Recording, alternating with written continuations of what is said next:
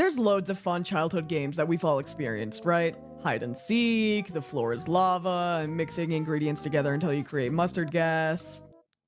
Tag. Me and my friends, though, we had a more adventurous type of game. Russian roulette with a Nerf gun. I don't know how we even knew what Russian roulette was, but it was our favorite game. We'd sit in a circle in the dark, and we'd spin that shit and pull the trigger until the sun came up. If we were really adventurous, we'd put a needle in the bullet. Sorry, Mom. I think I was just a crime boss in my past life or something.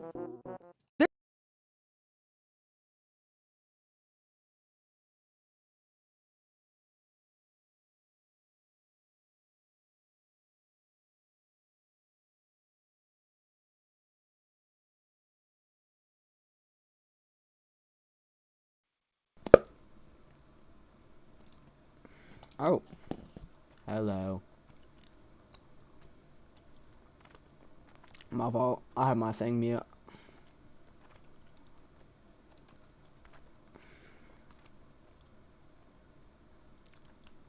I forgot to unmute.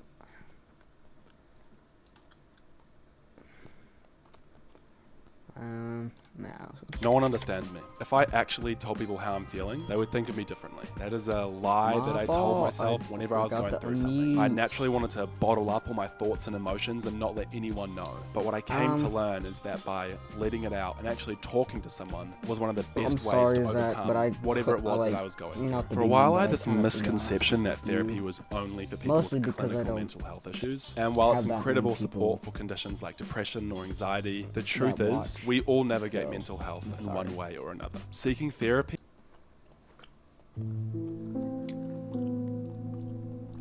Welcome to the smoke pit. In the military, a smoke pit is typically where troops go to feed their nicotine addictions, but also it's a place to swap stories, funny, tragic, and most certainly bizarre. The kinds of stories that aren't usually mentioned in a professional setting because they are inevitably the kinds of stories that could result in the soldier being sent for a psychological evaluation by his commander. So the telling of such unbelievable stories is thus relegated to places like the smoke pit. But make no mistake, whether we believe them or not, the men who shared these stories did so with all sincerity. They have insisted that these events happened exactly as they are described. This episode contains 3 stories from 3 separate men, all soldiers who were serving in the U.S. Army at the time these events took place. In this case, these 3 men have chosen to remain entirely anonymous. While some stories I have found myself, and while others are often shared by your fellow viewers, these 3 stories were first shared with Nick Orton, a soldier, and the author who has compiled many more stories like this in his book, Tales from the Grid Square. I thought you kicked us in Game and More. Nick was gracious enough to allow me to share these stories on the channel, and I'll say more on that later. Okay. But now, on to the stories.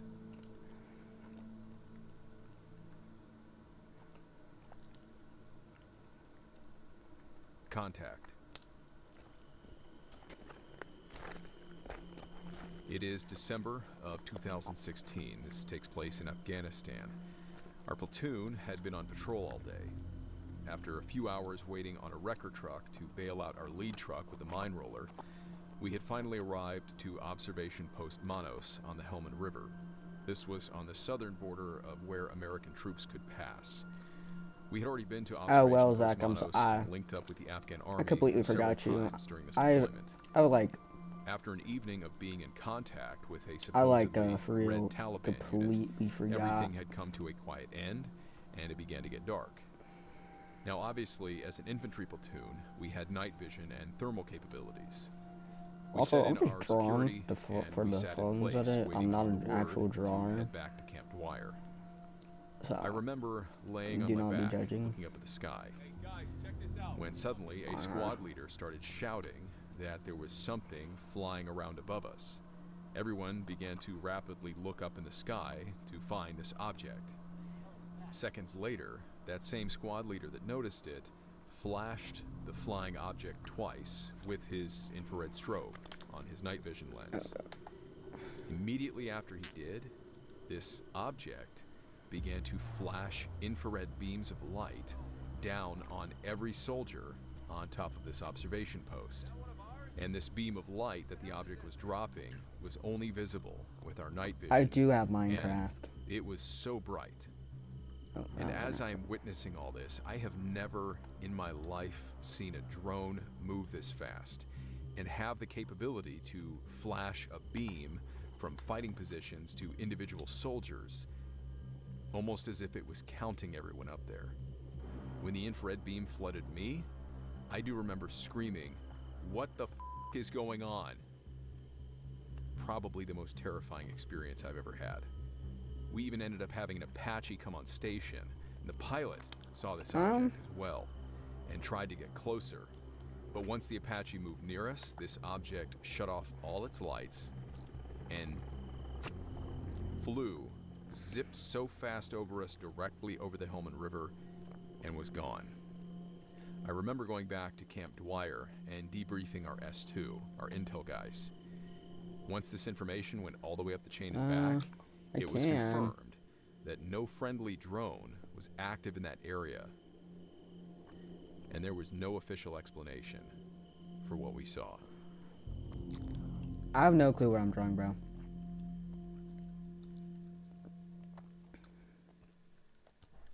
Afghan UFOs.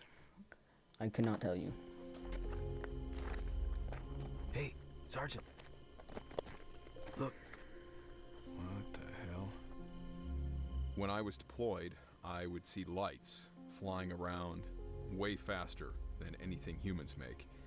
I probably saw them at least 2 or 3 times while I was in Afghanistan. My platoon had a video of it once, and I've been trying to hunt it down, but no one seems to have it anymore, which breaks my heart because it was trippy.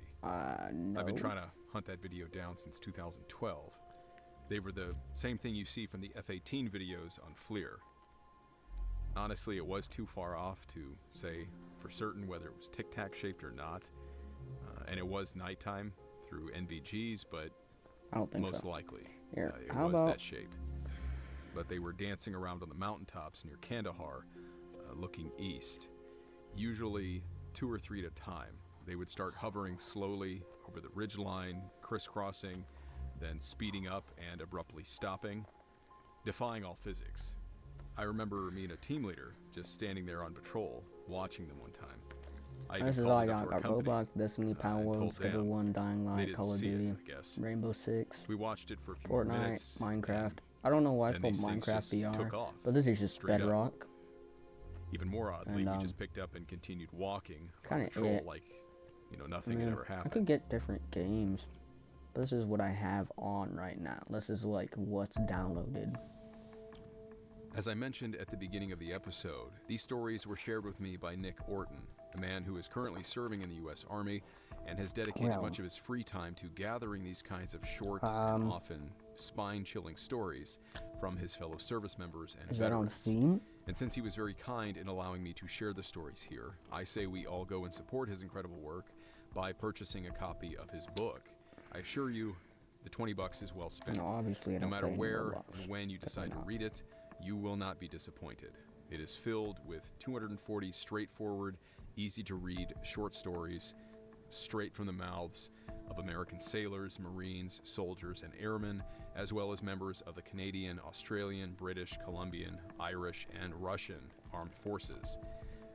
For me, there is just something unnerving, as a skeptic, certainly, about hearing the accounts of dozens and dozens of servicemen and women from around the world who have never met each other, and yet they all report having these eerily similar and yet highly bizarre experiences during their time in the military.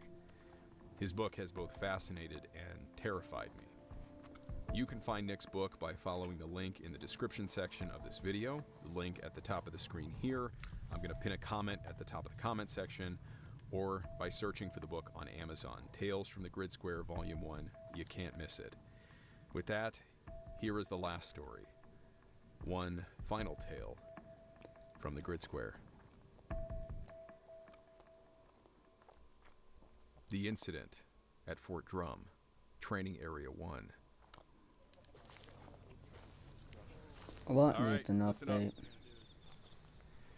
All right, gents, you know the drill. Shit. You've got your point cards. As soon as we break from here, you're going to plot your points, and you're going to get out there and get it done.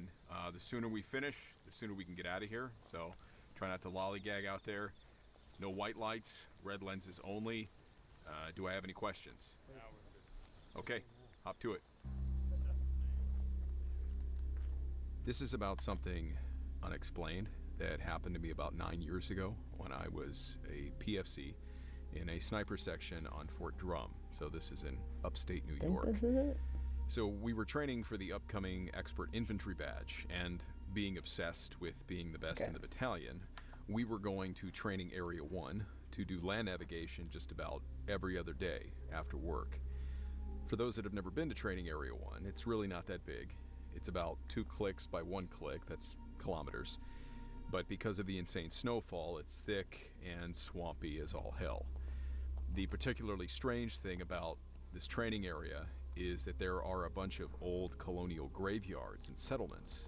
They're mostly behind signs that say off limits by order of the commander, but you can still stumble on them accidentally, especially at night when you're running these land nav courses. These points had individual designators, and by this point I had run this course so many times I could tell you which point you had just by looking at where it was plotted on the map. If you're not familiar with land navigation in the military, they give you a map and they give you a 10-digit grid point. And so you plot your grid point, so you demonstrate that you actually know how to use the map, and then you have to walk out to this grid point. And once you find it, the specific point, sometimes it can be really hard to find. It's like an engineering stake stuck in the ground, and attached to that engineering stake is a hole punch. And each individual stake spread out throughout this training area has a unique hole punch, and they give you a scorecard that you punch once you get to the point. And so then when you bring the scorecard back, they know if you got the right point or not, and so you can't cheat. So you still have to walk your happy ass all the way out to each point. So one night our section was out doing some night iterations. It was around midnight, and I got a point at the top northeast corner of the training area. Remember that, northeast corner. And I remember it being a very low illumination night, with a heavy cloud cover, so very little ambient light, no moonlight, starlight, etc. And I had just punched the hole on my scorecard at this grid point when I heard the strangest noise ahead of me, and I just froze when I heard it. It sounded like something had just blown out a breath in the brush, the vegetation directly in front of me. I hit the area with my red lens flashlight, but all I could see was a strange fog that was now developing. You know, alarms started going off in my brain. Something was not right. I tried to go by protocol. Stop, look, listen, smell, think. Because there was no fog that night. And this fog, it had an odor to it. But almost a synthetic type of smell that I had never smelled before. And then I heard the noise again. But this time I noticed that it's almost deliberate. Oh, okay. So I close one of my eyes to preserve my night vision, and I try my white lens, but the fog just ruins it. It reflects most of the light, and it makes it even harder to see. So I turn off my light, and I take a couple of cautious steps forward. And this time, when I hear the noise again, my brain thinks mechanical. It sounds mechanical. I take a couple more steps forward, and I start to hear what sounded like tones and beeps coming very faintly from the area right in front of me. So once again I hit it with my white light, but this time, even through the fog, I can see that my light is almost casting a shadow, like a veiled shadow on the trees, but from something that is right in front of me. But I can't see anything. So as I start to step around and move my light to try and figure out what it is that I'm seeing or not seeing, I hear a hollow thump just before a blinding flash of light takes over my vision. All I see is white light, and there's an overwhelming ringing sound in my ears. Then it's complete darkness. It's like a television turning off. Then I come to, and now I'm walking, but I'm on a gravel road. I was out in the woods, and now I'm on a gravel road. I feel intensely groggy, and my limbs feel very heavy, exhaustingly heavy. I stop, wondering how the hell I got here. I'm missing my map, but I still have my scorecard tucked into my pocket. And I look around and realize that I have no clue where I am. So I take out my phone and I try to check where I am on Google Maps. My phone is now dead. I started walking down the road until I came to the main road and found that I was now standing, I'm very familiar with this training area, I was now standing at the southwest corner of the training area. I pressed the light on my watch, and I see that only 15 minutes has gone by since I found my last point. I started to panic because now I'm starting to remember what happened just before the light and everything blacked out. I think a combination of my head, which was now throbbing, and the anxiety, I felt nauseous, and I immediately started puking my guts out right there on the road. I still could not believe that I was standing where I was, but I trusted my instinct. I didn't have a map, and I followed the road back to the rally point. I had recently had surgery on my groin, and it had healed enough that it wasn't in pain throughout the day. But at this point, the surgery site is now on fire. It's like if you ever had an injury like that, it's like a burning pain deep down, but it was numb at the skin. It was a weird sensation. So I get to the rally point, and now I am stunned to silence because I find that I'm one of the first ones back. So I handed my scorecard, get 100%. I had all my points. That was my last point where everything blacked out. They didn't even ask about my map. Someone told me that I look like shit and to go drink water, eat some chow, and rack out, get some sleep for a bit somewhere while we waited for everyone else to finish and come back. So first, I go to take a piss and to look at my scar to make sure that I didn't, mess anything up while running around out there, reopen the wound or something. But when I popped my trousers, I saw that my pubic hair was gone. Sorry, I'm sure nobody expected the story to go here.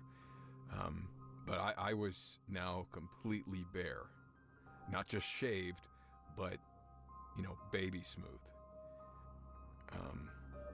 Nothing was damaged. There were no razor marks, no stubble. There was no loose hair, no incisions. The skin was just numb at the surface with that deep burning pain beneath. And this messed me up pretty bad.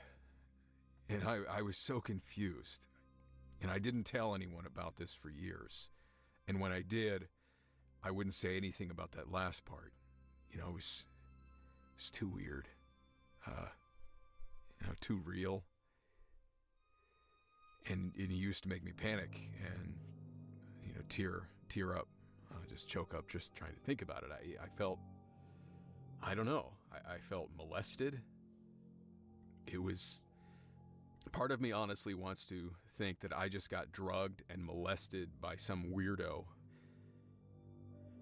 Because I'm not quite sure I'm ready for what I really think happened. I think I found something that I wasn't supposed to find. Something that didn't want to be found. I think that something took me. Maybe inspected me a bit. Found a fresh example of human medical science that they wanted to take a closer look at. My surgery. I think I found a craft that was having malfunctions or something. So maybe they thought to put it down somewhere thick, in those woods while they figure it out. I also am pretty certain they had some kind of cloaking device that was supposed to keep me from finding them or seeing them. And once I got as close as I did, acting like I was, I would assume they thought I could see them and decided to grab me before I bolted. I honestly think they must have done something akin to an ultrasound or something on my surgical site, probably pushing on it or maybe even opening me up to see what was done. I really don't know, but I didn't notice anything other than the strange pain and the particularly efficient removal of hair. What's crazy to me is not only that I was more than 2 clicks on the other side of the map as the crow flies in roughly 15 minutes, but that's as the crow flies. I mean, there's things you got to go around, there's trees, there's ditches, there's creeks, and but that the area is actually on post in the cantonment area. It's really not a wild place. That's what makes me think that this thing had to be something passing through or something. I suppose they could have known of humans settling there in the past and came back to check it out again, all those old settlement ruins that are out there. I don't think it was planned or that they were even out to do anything like that. I think, my curiosity got the better of me and they felt they had to stun me or something. I don't know. I have no clue what really happened. I didn't actually see anything. It just happened to me. I don't know. I've had years to overthink this and to try to make sense of it.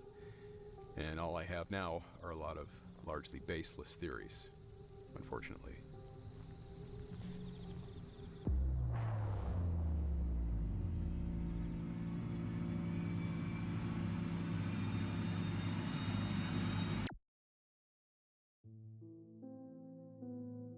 If the gentleman who shared that story, as well as many others whose lives appear to be impacted by these sorts of events, if you're listening, I do hope you find some comfort, some solace, and some resolution to what it is that you experienced.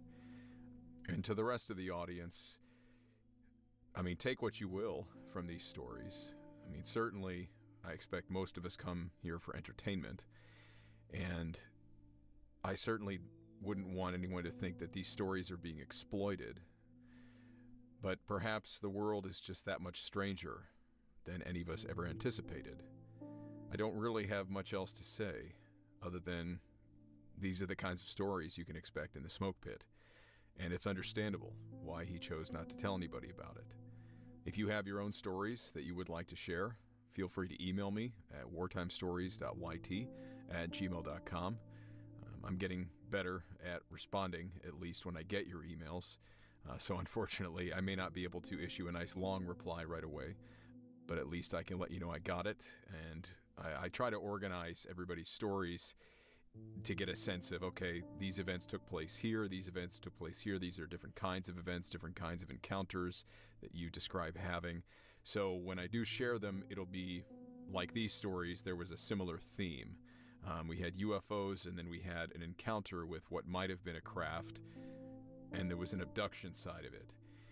And what's freaky to me is after speaking with Nick Orton, Tales from the Grid Square author, this story is not the only abduction story that he knows of. So stand by for a future episode to be witness to more stories like this last one. But with that, I do want to say thank you to my patrons and my YouTube channel members for your ongoing support. I really appreciate it. And otherwise, again, guys, just be sure to check out Nick's book and certainly his social media, his Instagram and other pages that he has. May God be with all of you, and I will see you in the next episode.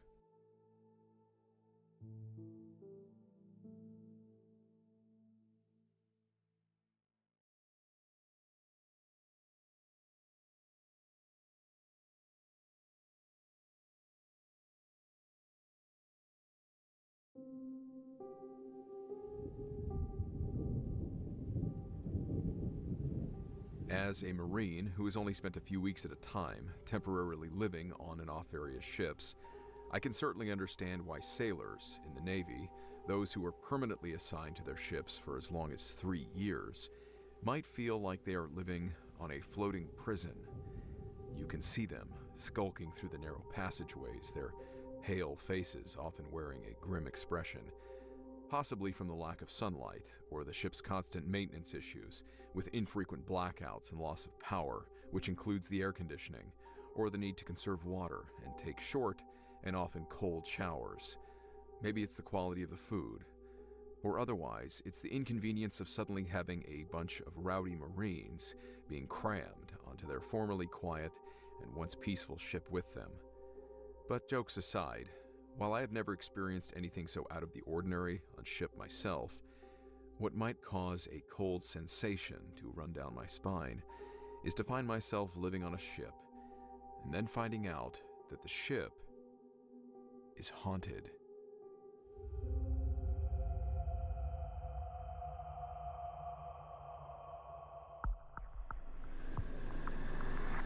The mist which hangs before you offers you a choice to pass through or to escape.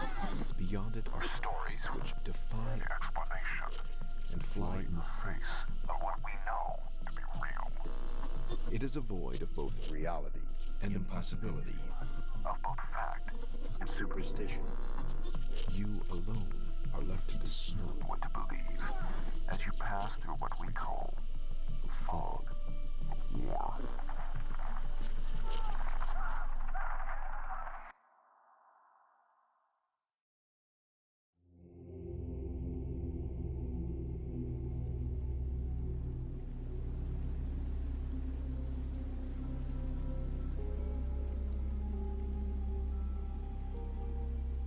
The following account was emailed to me by a sailor named Eric, who, at the time this story takes place, around 2011 to 2012, he was stationed on the USS Winston Churchill, an Arleigh Burke-class destroyer out of Norfolk, Virginia. With the ship's guided missile destroyer class designation being DDG-81, he and his shipmates affectionately refer to their ship as Cell Block 81. The following is his story. Trigger.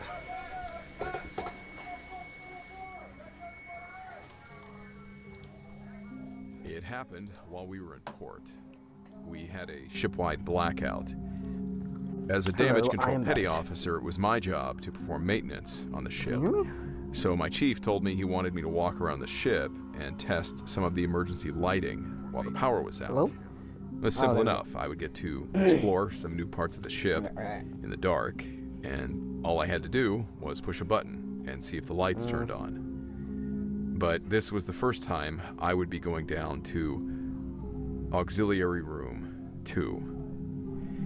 Now, at the time the story takes place, I was fairly new to the ship, and I had started hearing some stories about a room on the ship, an engineering space called Auxiliary Room 2. I like that.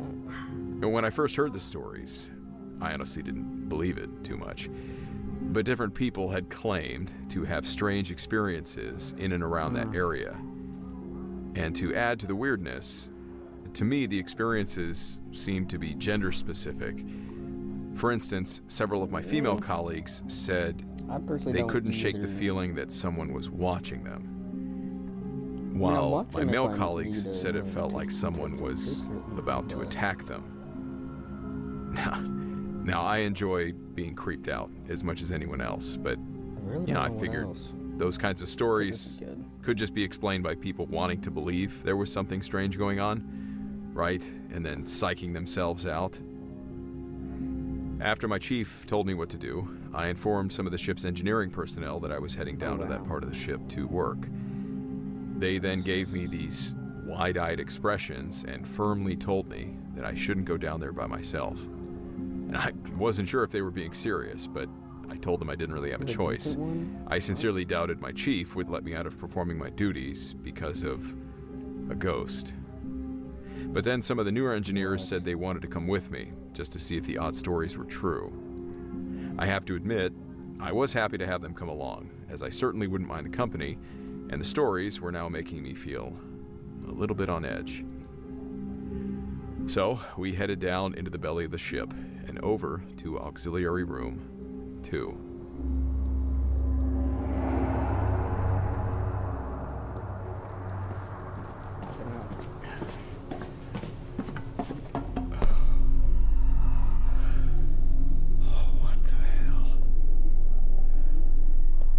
entered the room, as soon as my foot touched the deck,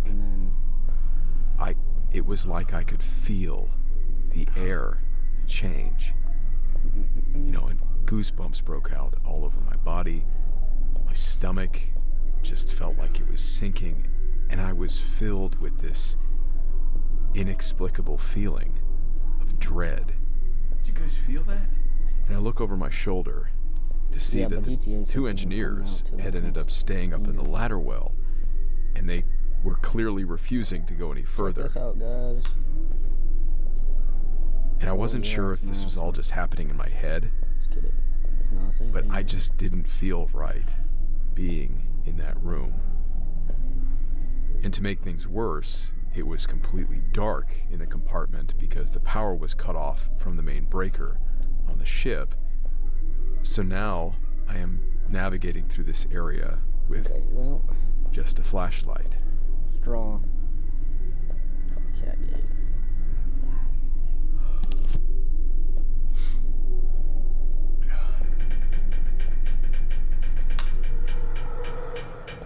What was that? I don't know. I thought the power was off. Maybe we should just go. I'm almost done.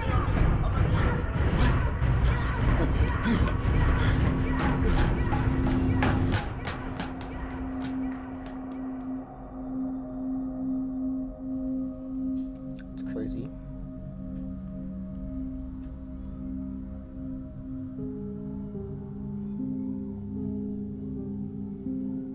When I was about halfway done with my walkthrough, I heard the machinery make a cranking noise, but I knew that should have been impossible because the power was off.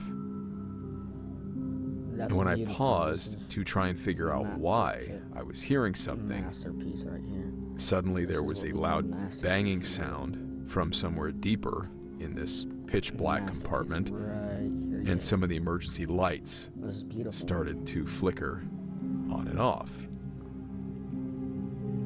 And not a second later, I heard a loud voice screaming, "Get out, get out, get out, get out," over and over again. The two guys with me who were still up in the ladder well, they apparently didn't hear the voice, but they did hear the loud Alright, hold on. banging. Let me shut my And door as down. soon as they did, they started yelling and ran back up the ladder. And I just followed as quickly as I could. It was my immediate reaction was to get the hell out of there. Ta-da. There might Needless be to say, background noise still, but like, That was it'll be a enough lot to less. convince me something I'm done now. was going on in there. Possibly still is. No, never mind. And the rest of the time I was on ship, I refused to go back. I found out later, after returning from deployment, that the year before I was stationed there, the ship had attempted a rescue of some refugees after their boat capsized. The rescue attempt went horribly, apparently. The refugees were panicked, and there were eyewitness reports of men pushing women and children down into the water to save themselves.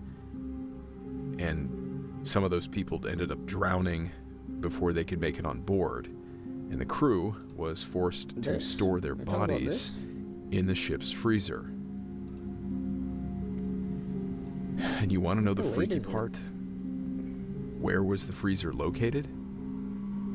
Right above auxiliary room 2. Well, I think user, but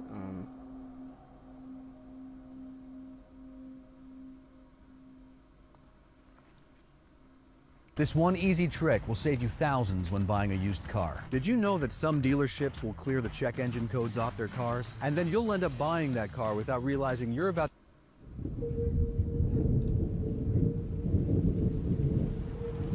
Because he is still active in the military, Eric is understandably busy with his current duties, but he did offer to collect more stories from fellow sailors, if we would be interested to hear them.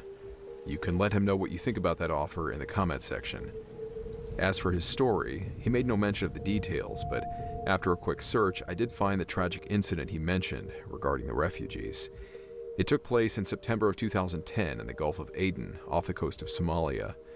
In an attempt to cross over the Gulf into Yemen, a small skiff carrying 85 people, 75 Ethiopians and 10 Somalis, had broken down in the water and was eventually spotted by a Korean merchant ship. That ship radioed up a report, and after receiving this report from international authorities, the USS Winston Churchill moved to the location to offer humanitarian aid. It is unknown how long the skiff had been stranded before being found. The American ship immediately deployed a rigid-hull inflatable craft loaded with food and water, which was delivered to the overloaded skiff. The sailors then attempted to help the Somalis repair their engine. Unable to restart the engine, the U.S. sailors then began towing the skiff back towards the Somalian coast with their rescue boat.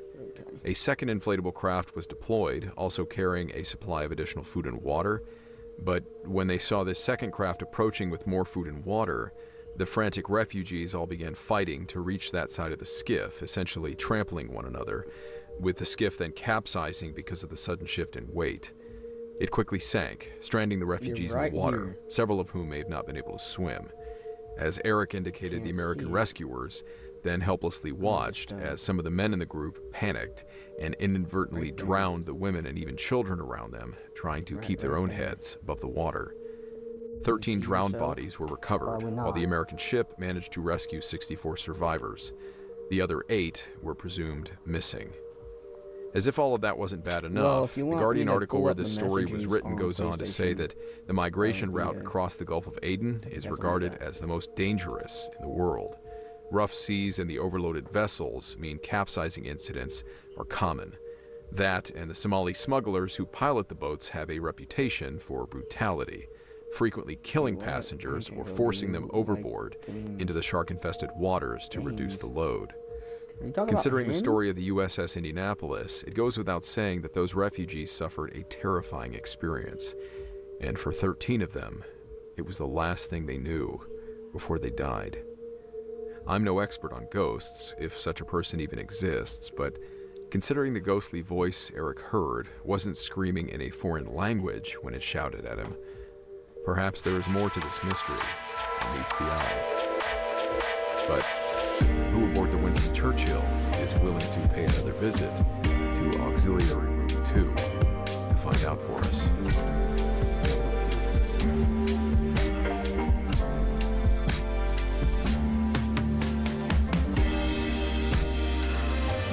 This next story is taken from a book titled Stories of Harrowing Military Experiences.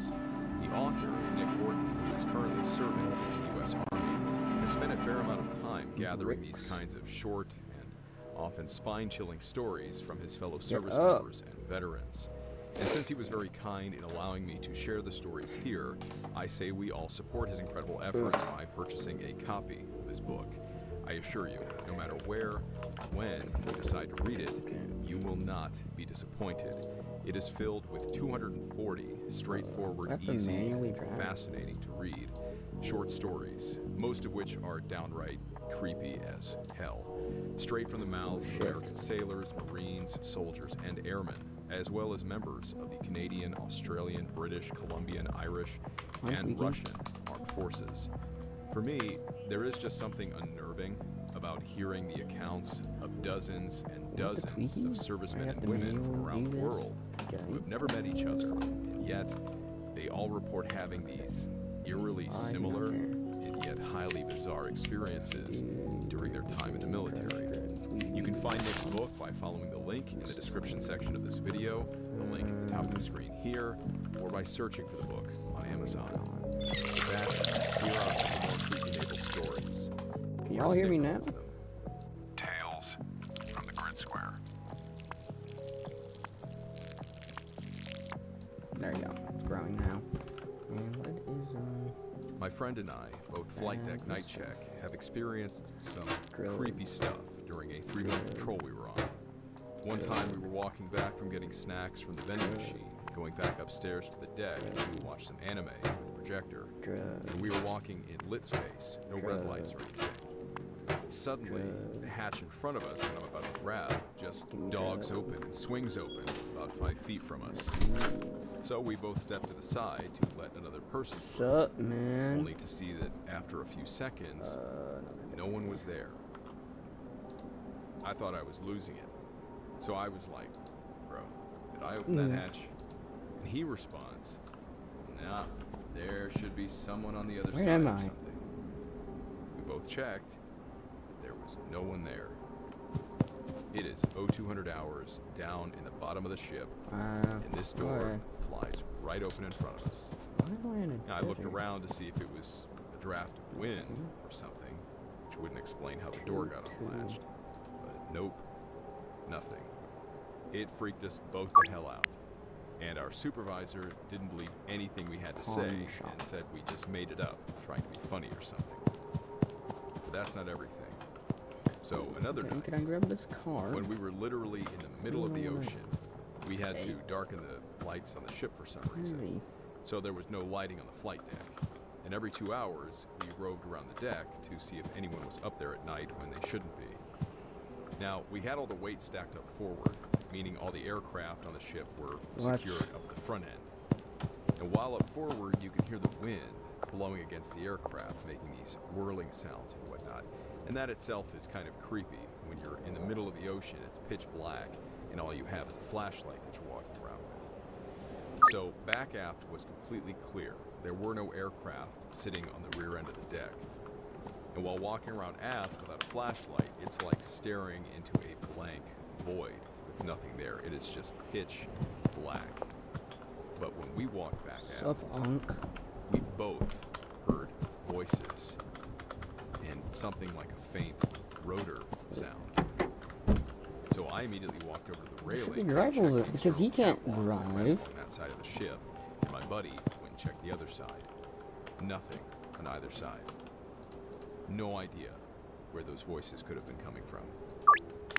So we got the hell out of there and went back inside right after that. And here's the last one.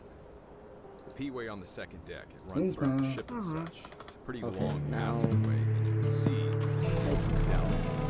I was walking through it at night, the red lights are on, and I hear hatches creaking. But when I look through the porthole, the little window, the door that is a good distance away, it looks pitch black. Which the lights are on, so that doesn't really make sense. But when I got closer, it straight up looked like someone was staring at me through this window. And I just stopped dead in my tracks. And I'm moving my head around to see if this person, whatever it is going to move. But it just stares motionless at me. And after about 10 seconds of not seeing this thing, I just turned around and ran right the hell back upstairs. I've seen enough of this shit. I'm not doing this. No thanks. Yeah, we have one looking for the drugs, right? The following story is from a Canadian sailor.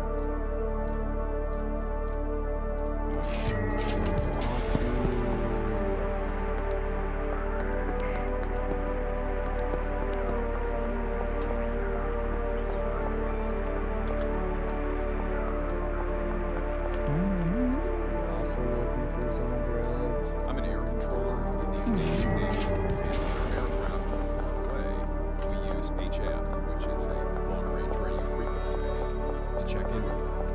In the meantime, we have to sit there and just listen. When you're sitting there, you hear things that sound an awful lot like language. Canadian English doesn't really sound like any language you would expect to hear in Atlantic. Sometimes you'll hear low, distorted voices that seem to be speaking random words without any correlation. It could just be a long-range pickup from stations a long ways away. But sometimes it just sounds otherworldly. I have certainly heard some weird stuff. Bizarre things that I've been told radio signals after they're transmitted, they can get stuck, they can bounce back. Yeah, look that stuff. But they can come back years later. also got a ghost story from my time on ship. It's a destroyer, the Athabaskan. On the Athabaskan, before it had been commissioned, I was on duty one night, and I was the only one staying in my mess on ship that night. About halfway through my off watch, as I'm laying there on my cot, I heard footsteps walking around the mess. Curtains open. I got up and had a look around. It was still just me, the mess. And the footsteps had stopped. I got out of my rack and started down in. That was crazy. I was a new sailor at the time, but I guess the guys wanted the mess to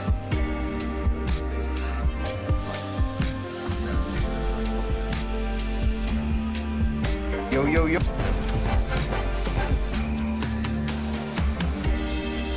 Here's the challenge. You're scrolling on TikTok watching videos right now. While looking at your phone exactly how you are right now without moving, take a video using the sound. Here's the challenge. You're scrolling on TikTok.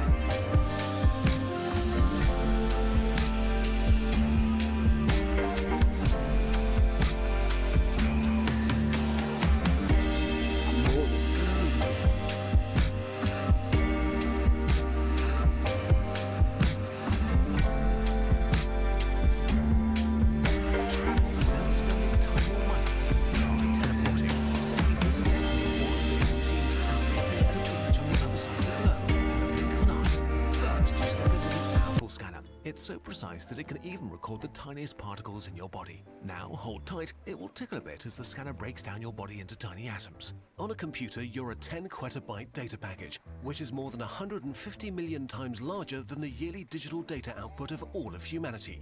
Time to transmit your blueprint to the receiver device. With current satellite bandwidth, it would take 80,000 years to beam you over. If you want, you can book increased bandwidth that'll send you over in a second. We'll harness the complete power of a nearby star to sustain this transmission. The receiver is basically just a big 3D printer. It will take the U blueprint and spit out your new body. Enjoy your stay. By stepping into the device, you agree to our terms and conditions. You may suffer consciousness interruption or deletion. Client agrees to be destroyed and recreated. Travel without spending time or money.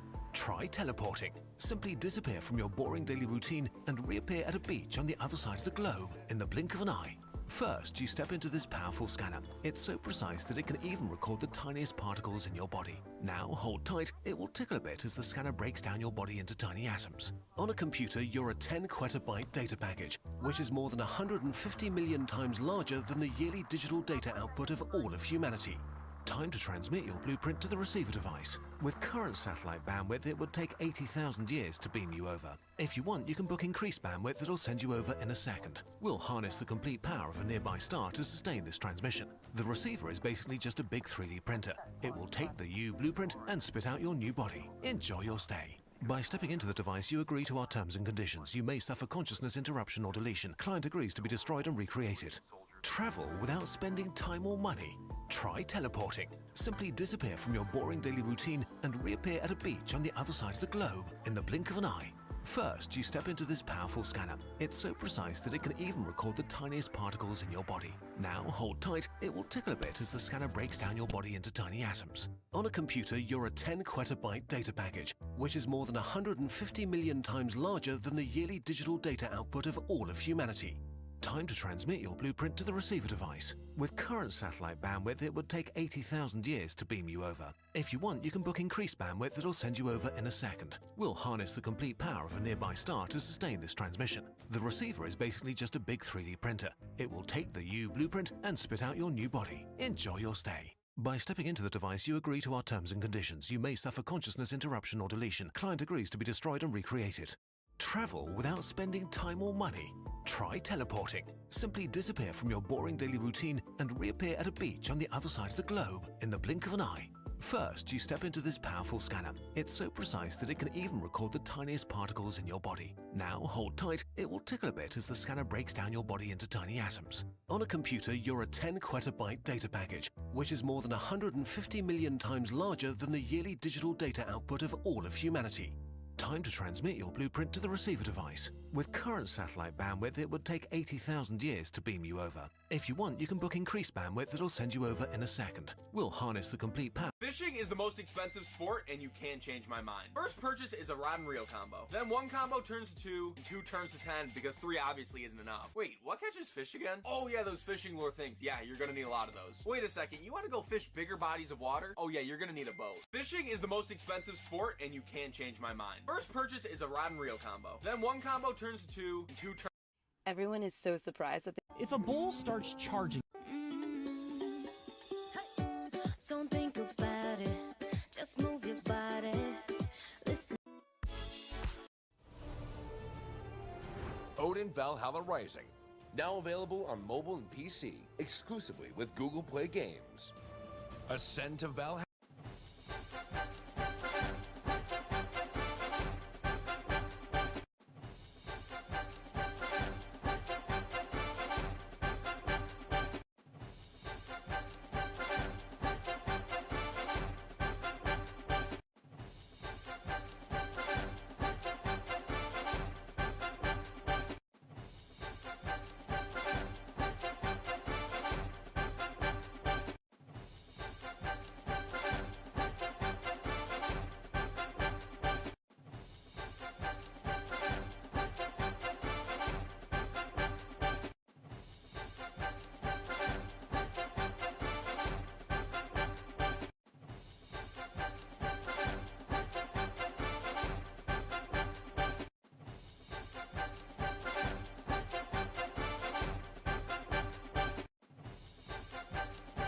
That schedule was crazy.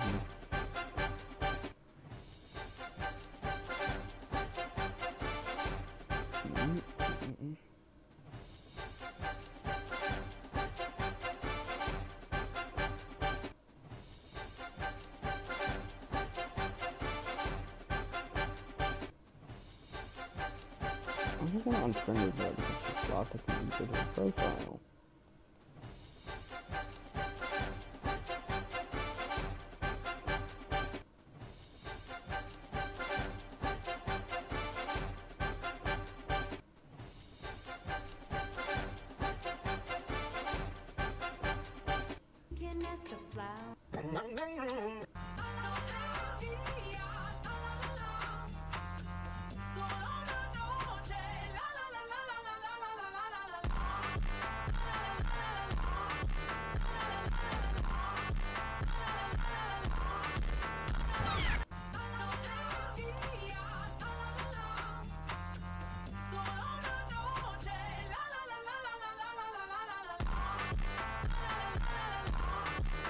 Keep the 150. Do not descend. Accelerate, Sanyo. Get to the 150 because at the 140. Stop the line.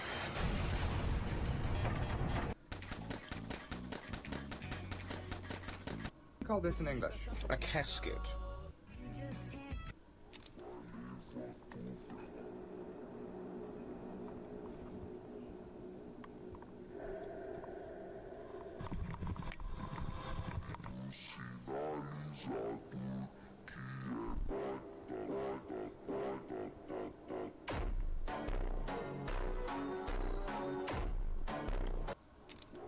I had a teacher that passed away. Nice cock, bro.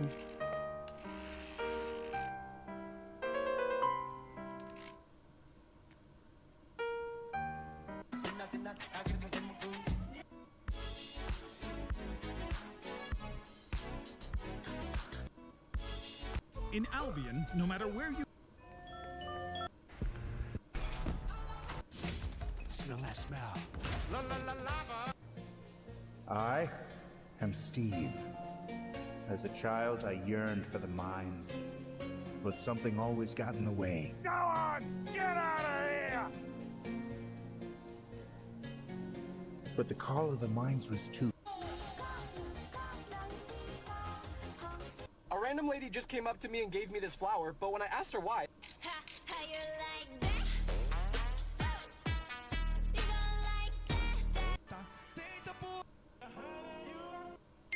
Sophia, I think you sent this to the wrong number. Oh my god. Mr. Wilson, I'm so sorry. No worries, but that's a very cute outfit. Going somewhere special? Nah, I'm staying in the house. Wish I was though. Maybe we could go somewhere. Yes! I'm so up for that. Let me just ask Emily real quick. Wait. I was thinking more like us, me and you. Like a date? I'm worried that I'm too old for this. I could be your dad, Sophia. But you're not. Just one date. It'll be fun, I promise. What would we even do on this date? A movie? Maybe even a little more. All right, just one. But if Emily finds out, it's your fault. Don't worry, I'm good at keeping secrets. You won't regret it. Wow, Mr. Wilson, that was crazy. I really got too ahead last night. I can't let that happen again. Wasn't it one of the best nights of your life? I admit it. It's up there. But oh my... Have you ever wished you... Benny, my... You can pretend it's just...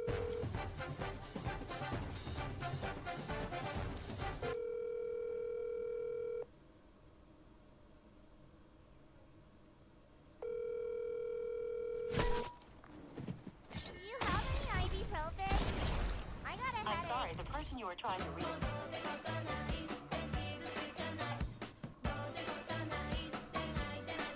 But what?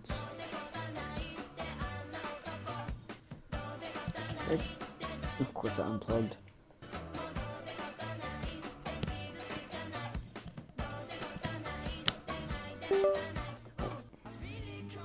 No, not hitting that tree today. Y'all, I'm seriously about to get kicked out. Okay, I have to make this really fast. So basically me and my dad are like right now on a road trip to Ohio. A 6-hour car ride to Ohio. We're taking his car to Ohio, okay? Well, I took his car out yesterday. I may or may not have.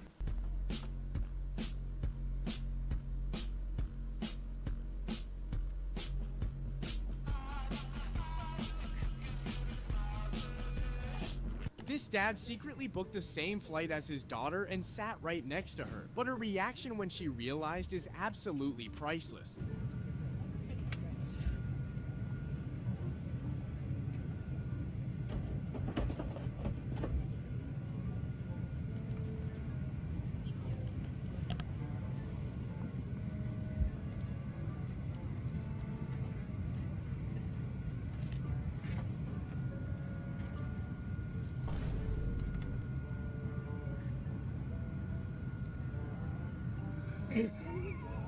Don't click the sound.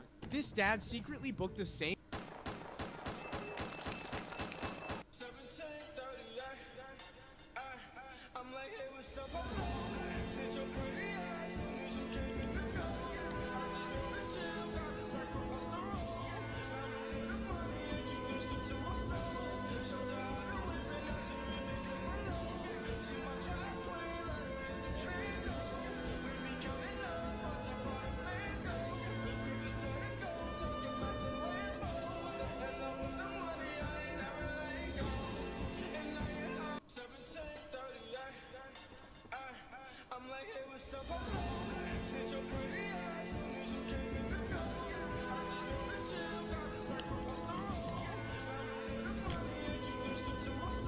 But what?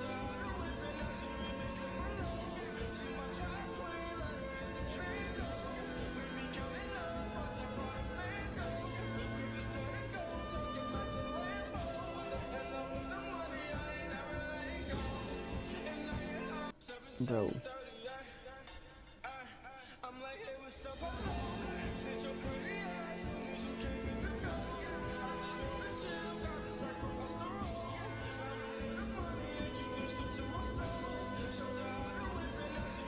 Magical. What is a life hack that seems fake, but is a true lifesaver? 1.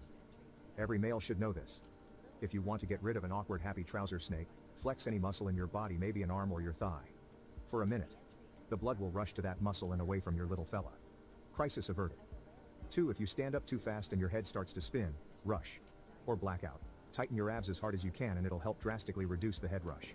You can also do it preemptively to help stop it before it even happens. 3. Splash some water on your face. As a mammal you have a diving instinct, so water on your face triggers a response. You wake up, there's more oxygen to your brain. You feel better. Plus your face is wet. 4. If you're having trouble staying awake in class or at a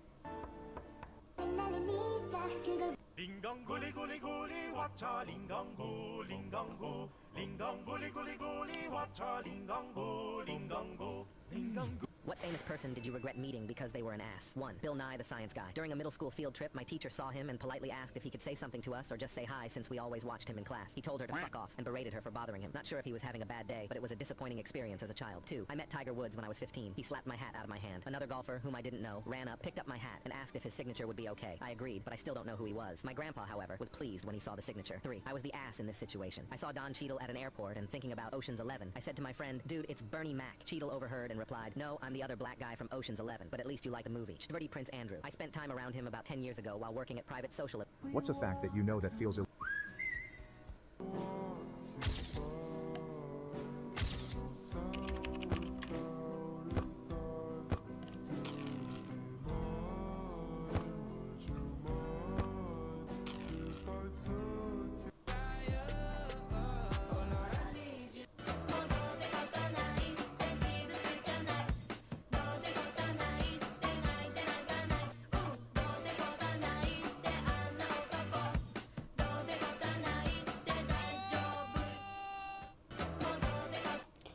Why the fuck not?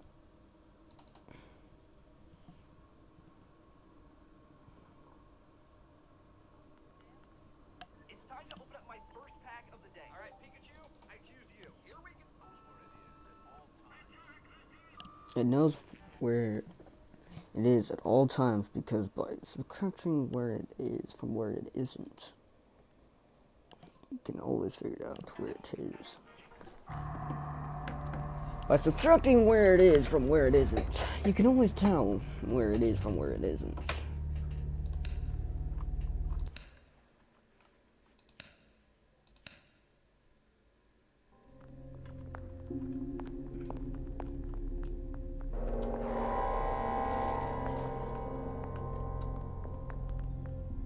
But what is happening?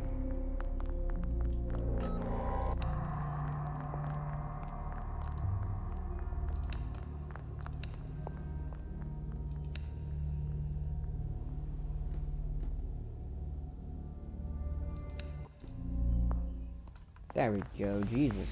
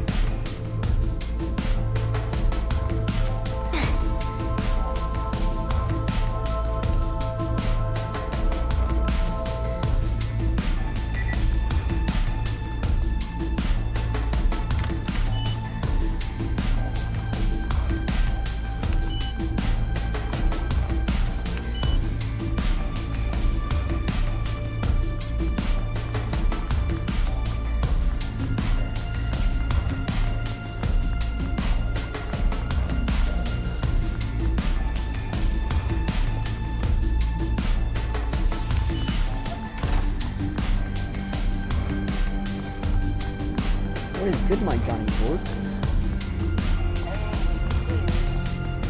Thanks.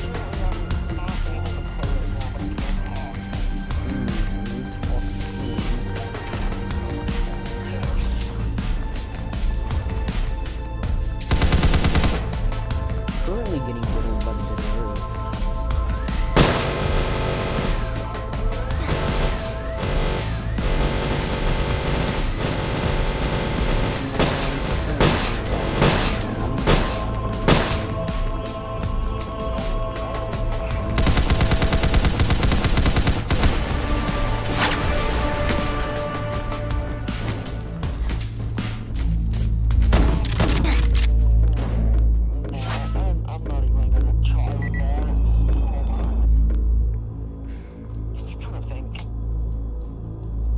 Stop thinking, stop talking.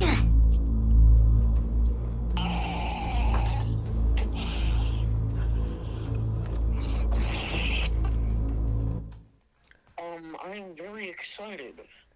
For what, sir? Tomorrow I get $16. Yippee! And then you get to spend it all in one day.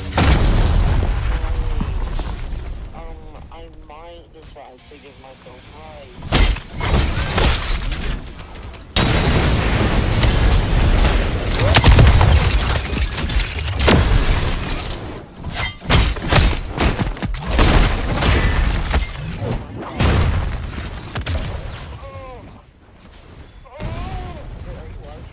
I'm alive. Huh? I'm very alive. No, are you right? Oh yeah. I'm be playing and streaming.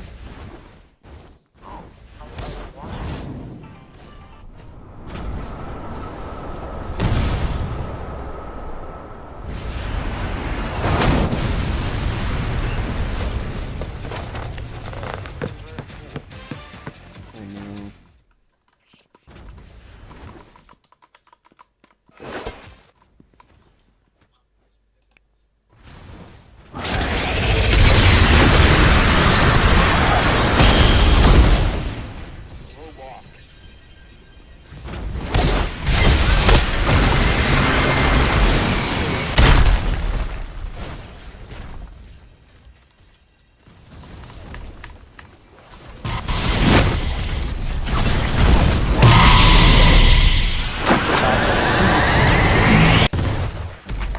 Oh, I got diddled by a black.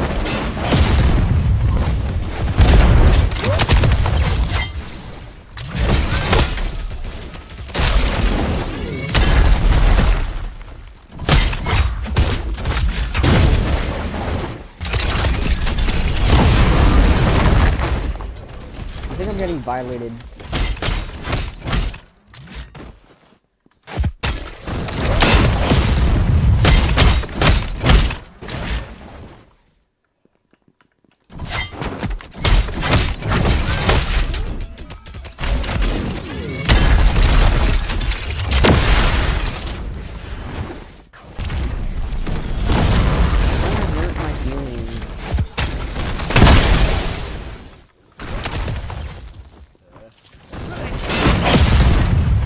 Hurting me.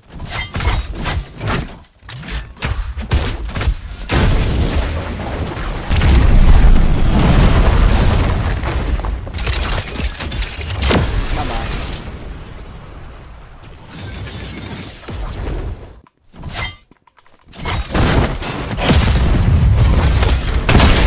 Oh, he got me.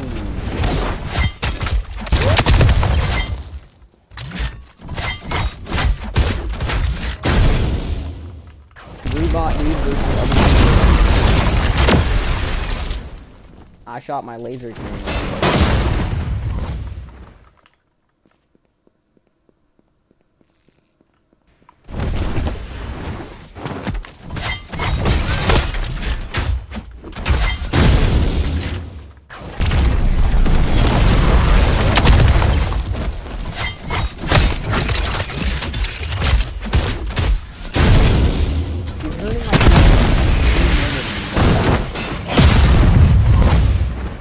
He killed me, bro.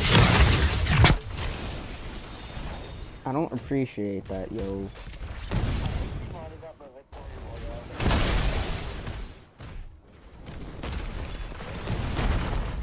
He got the W, gang.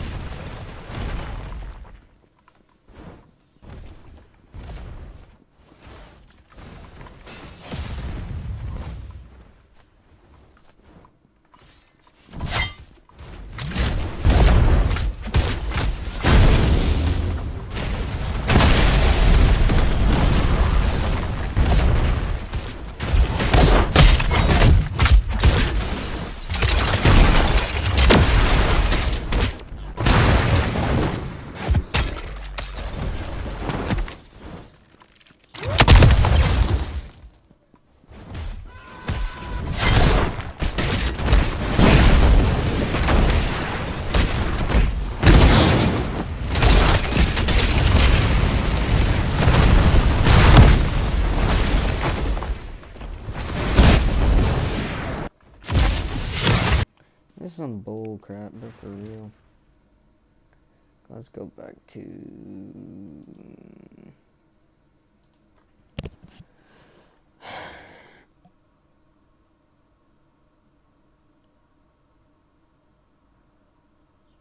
contextual cancer.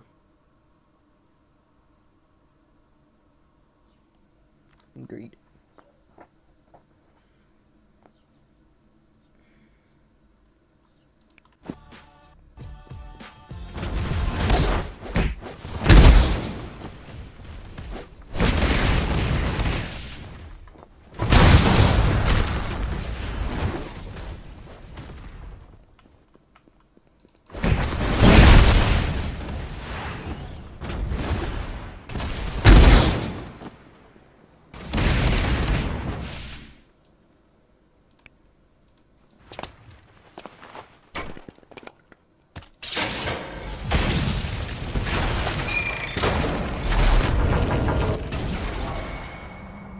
Oh, he got ahead.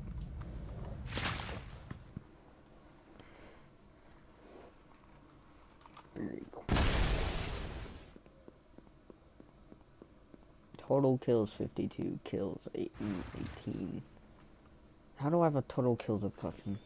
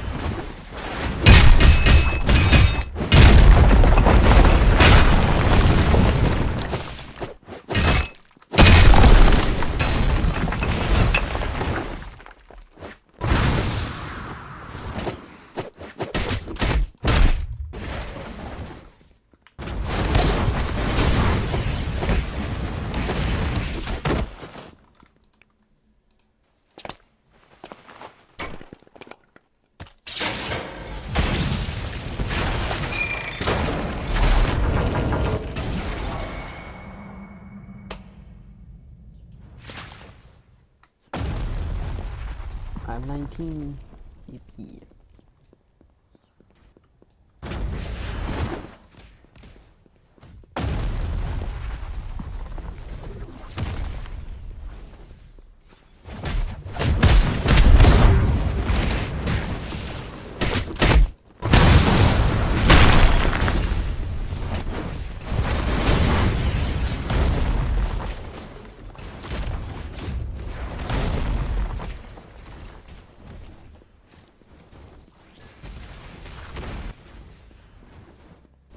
keep running.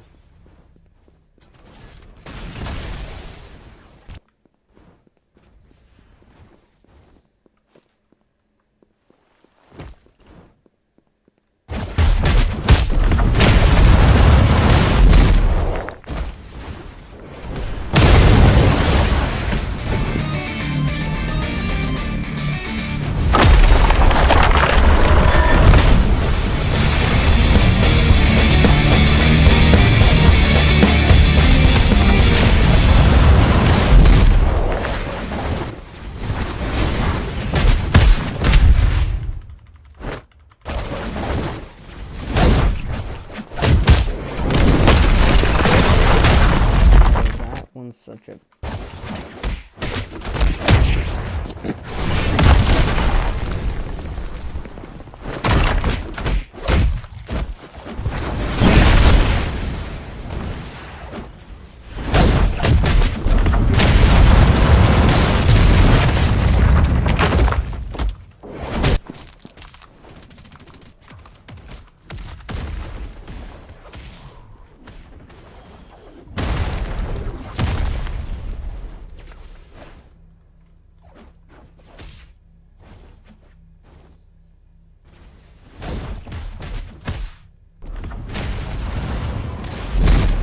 saying.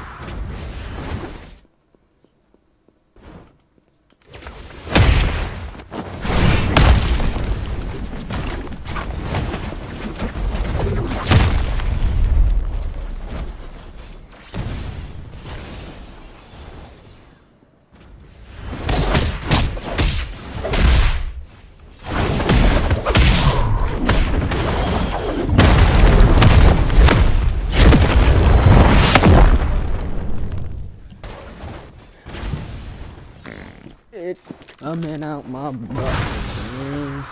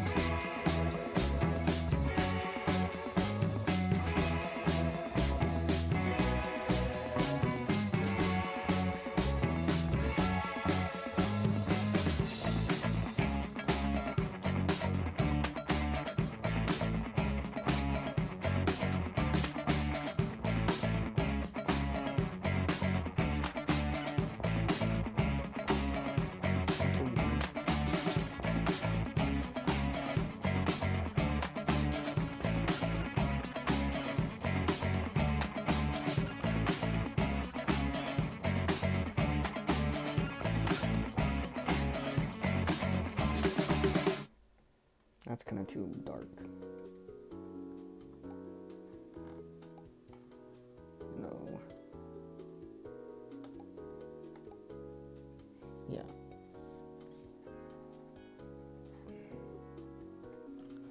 Okay.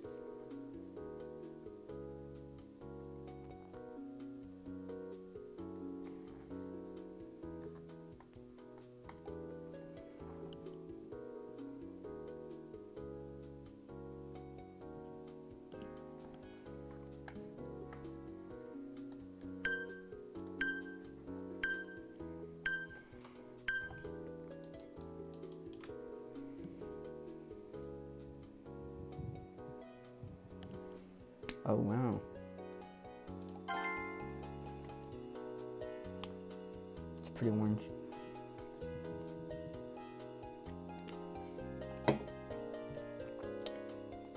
Okay. That's amazing.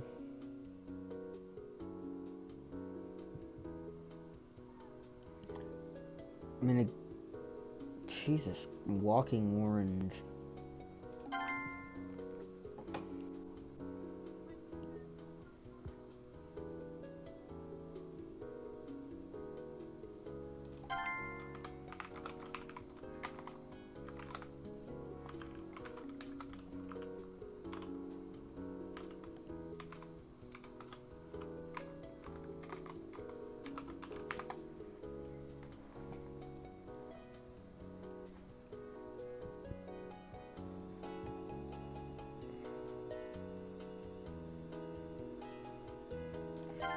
This bro did something besides whatever.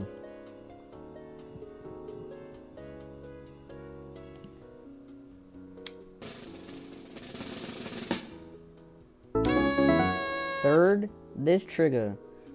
This. I did something. She just put orange. What the?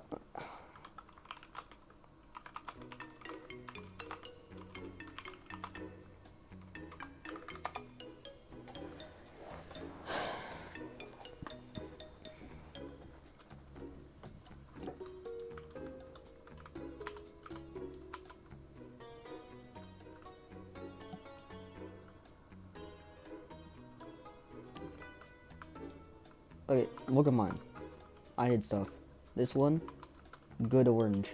The last one over there, the second place, orange. That's...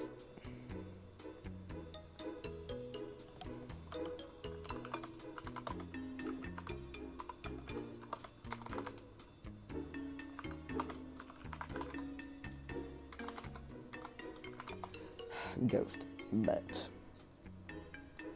Okay.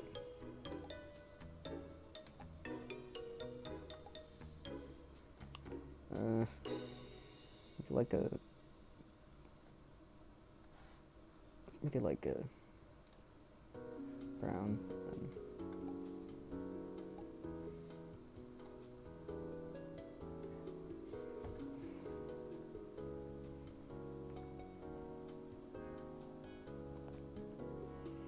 That looks autistic as fuck.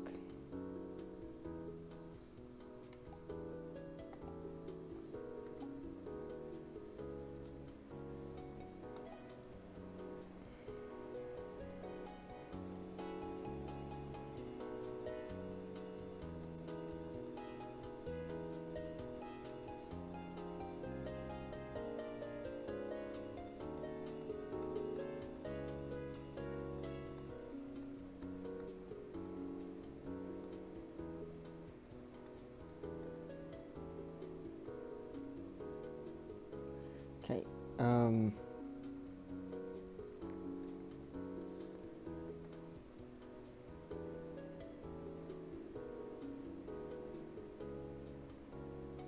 there we go.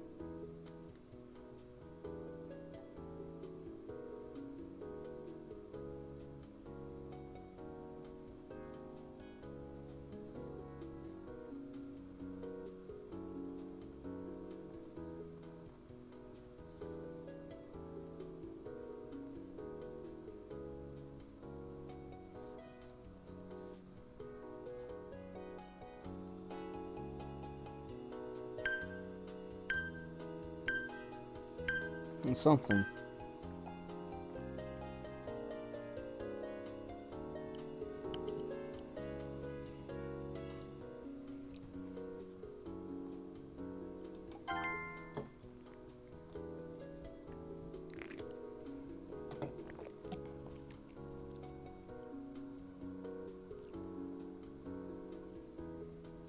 That's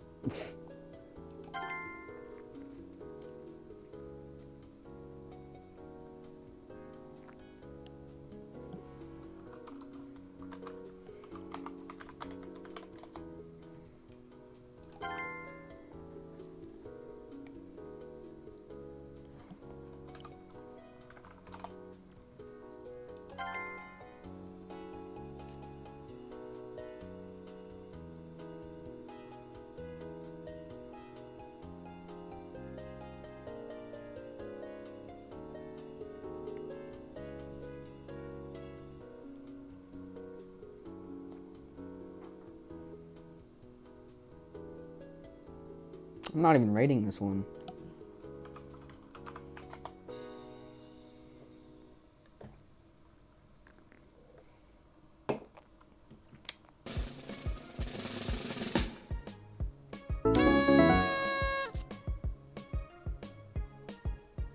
Okay.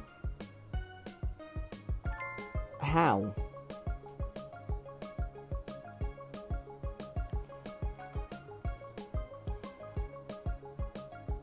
Like,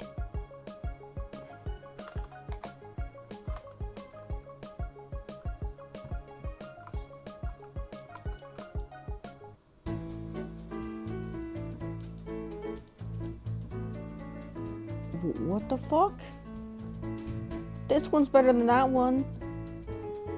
What is she's cheating, right?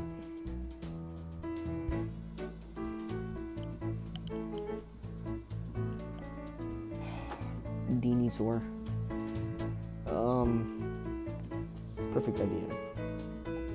Make it a gray. Well, actually, just go brown.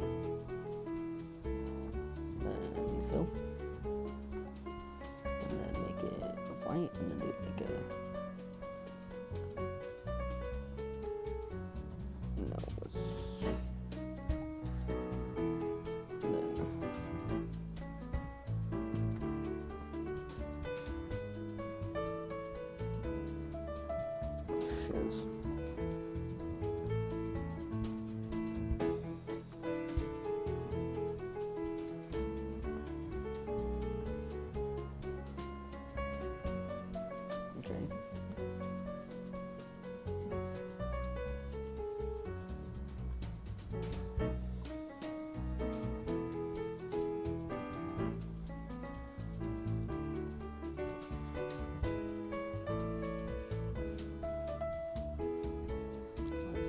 this, yo.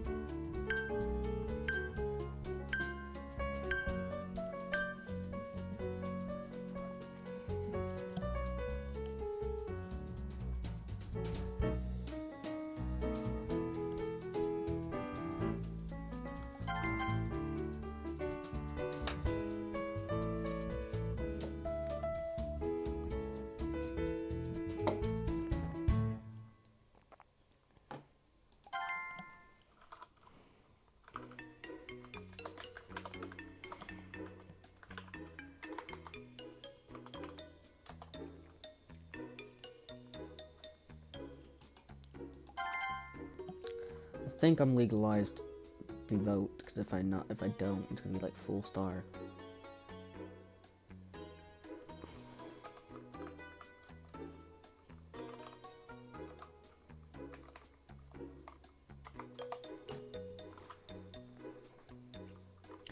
Yo, Fat Dino.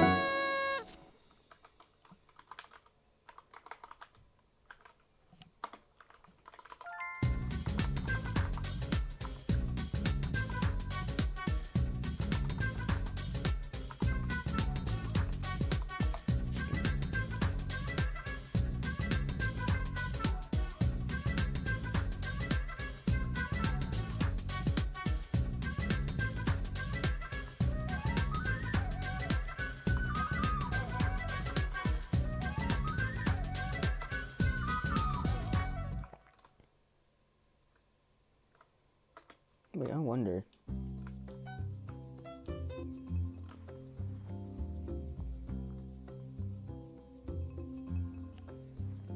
Cheese bets. Okay, so we got yellow. What's a yellowish orange? And then let's do an outline.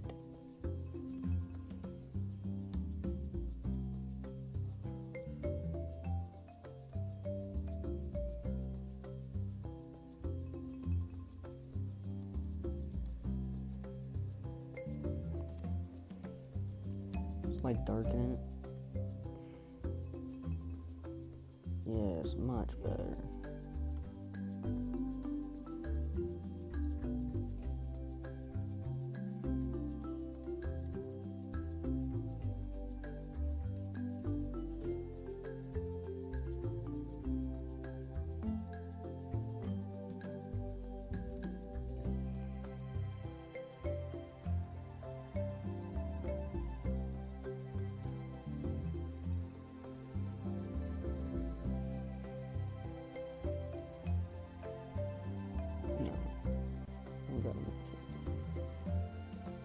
Yeah, it's perfect cheese color.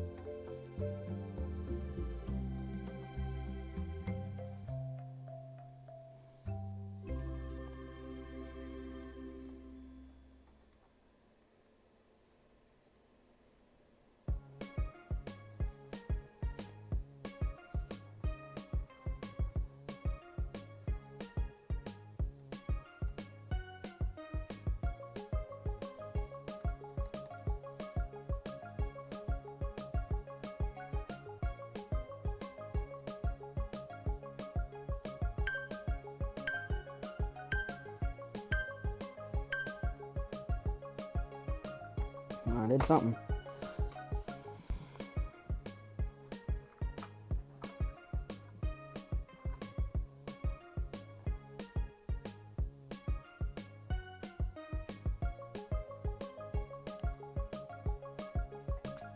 This is horrible.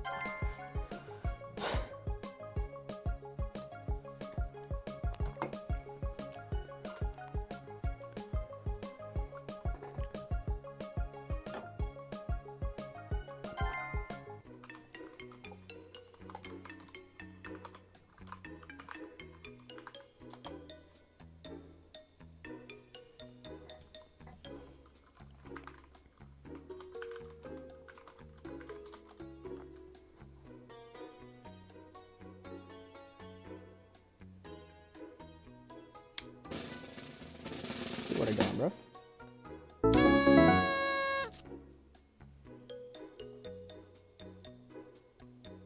What?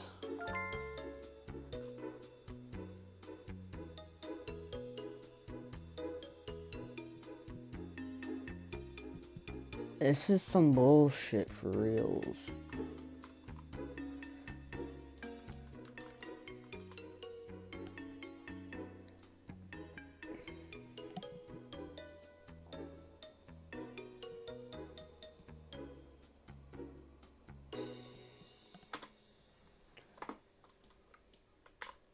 The hell are you?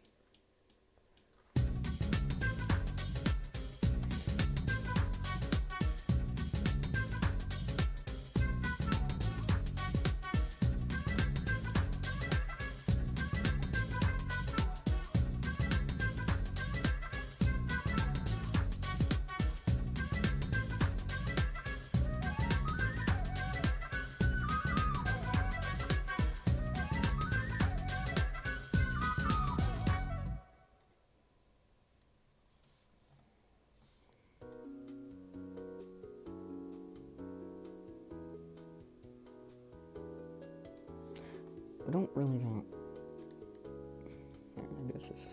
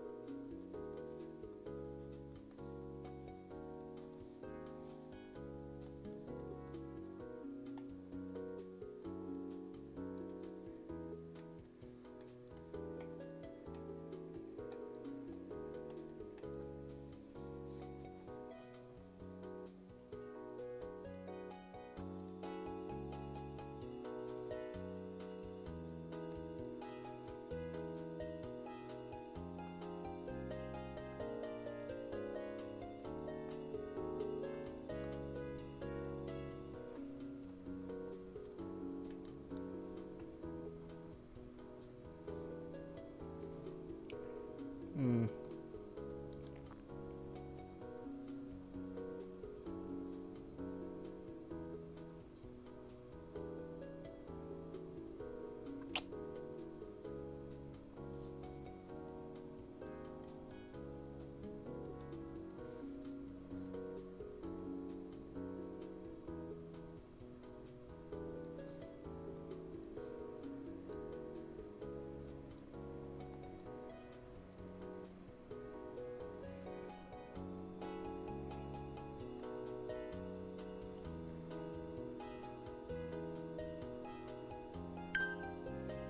I don't know.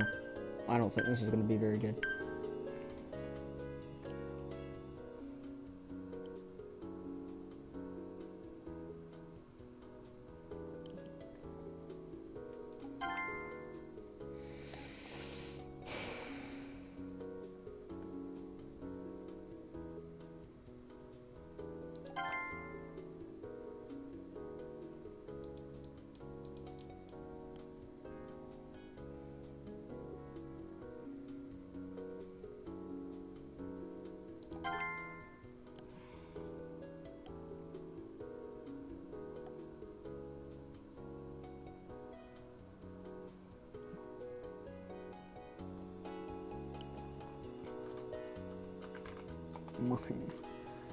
None of mine look good. Shit, I dropped my fucking...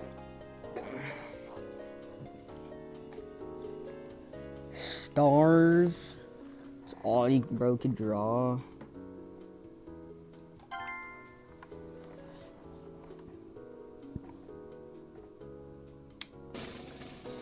Watching it last.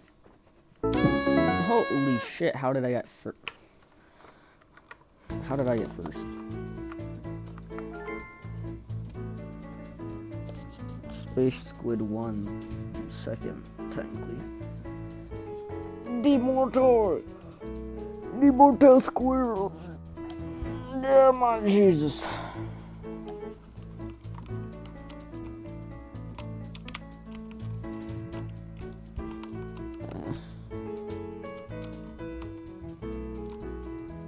How did this win? How did I win? That is the question.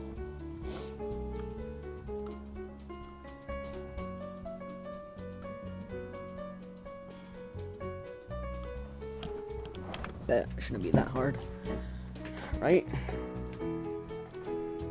Okay. Color. Let's make it green. Or too dark. That's better. And then make it like a... It's like a strawberry.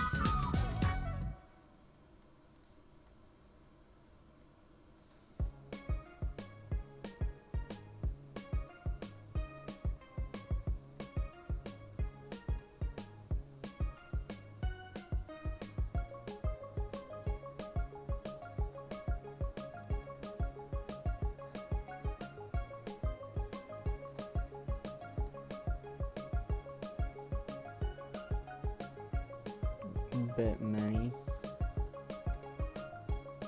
Can we just add like a dark vine, I guess?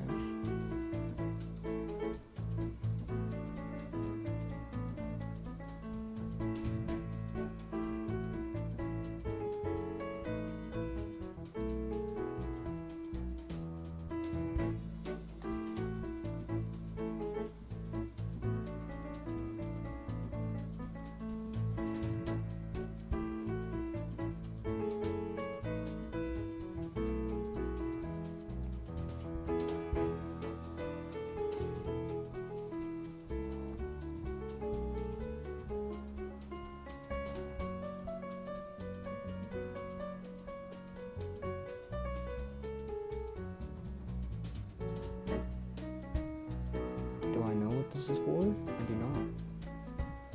Why am I adding? Because I feel like it.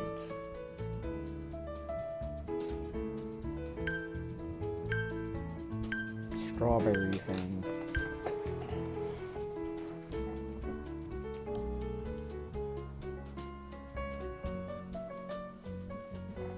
Strawberry.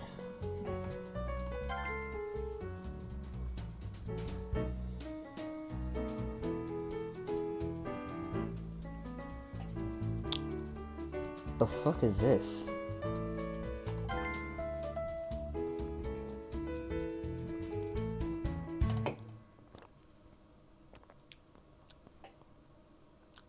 Oh, that's not bad.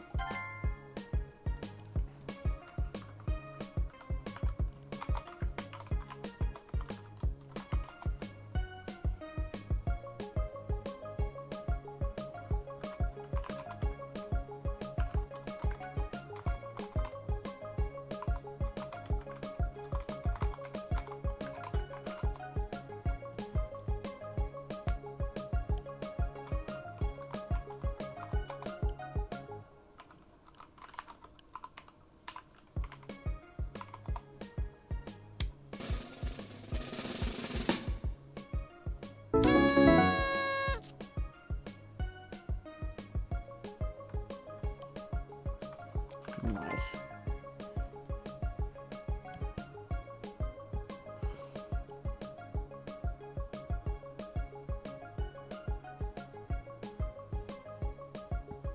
Alright, well.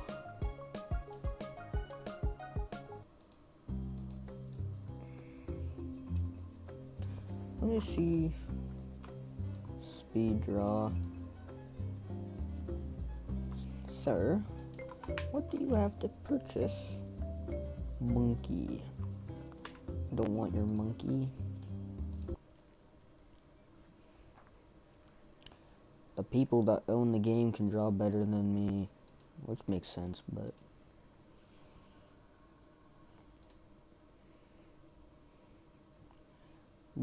draw and guess. Yeah, I'm gonna be even worse at that. This one's hard. Bond NPCs for money. Yippee.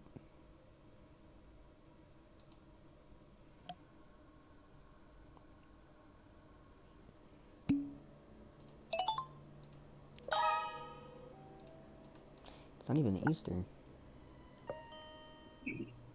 Yo, what the heck?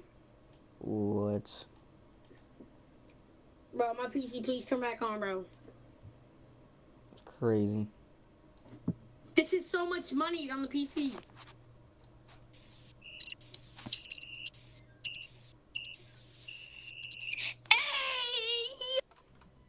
Yippee. I'm daddy. Oh, Daddy. okay. You know what I mean? Like 30. How old are you? 29.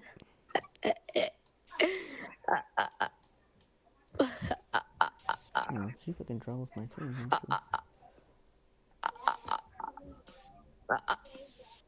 No. What is wrong with you? Continue. Continue. What is wrong with you? I'm looking. Did you just side-eye me? How dare you? How dare you? How dare you? How dare you? How dare you? Wait. Actually, no. Guess what? I'm looking for a dog. What? Okay. You're looking for a dog? That's so crazy, is it not? Dang, that's so crazy, is it not? Like, dang. What is your problem, buddy? I'm looking for a dog, and you're the perfect fit. You wanna be my dog? You wanna be my doggy? Okay. Come, wait. I'm sorry. You wanna be my doggy? You better be. You wanna be my dog? No. Do you want my doggy? Wanna be my doggy?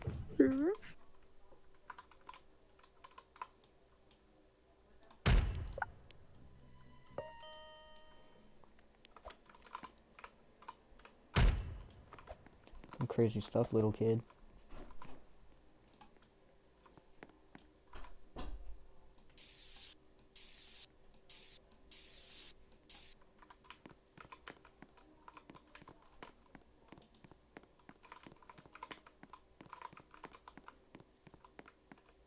Seems like you're gonna be in here, little one.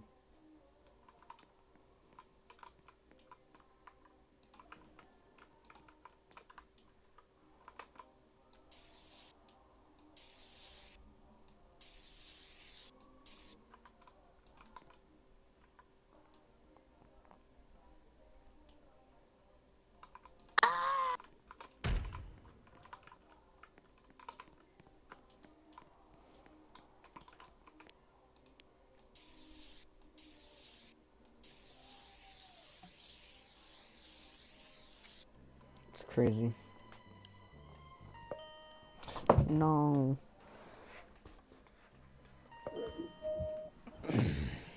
Yeah, hello? Hello. What the hell?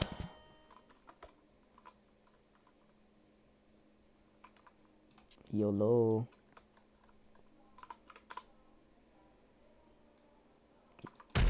Mr. Duck Person.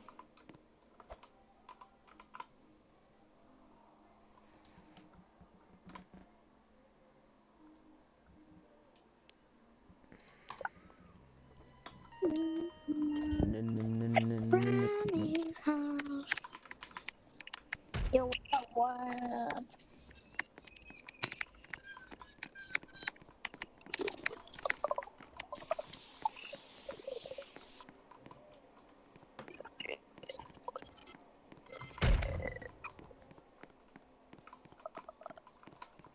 Some crazy stuff, little kid.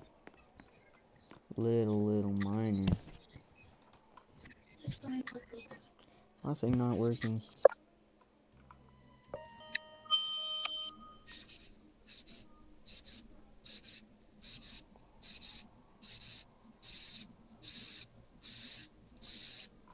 Hello? Hello? Jesus Christ, man.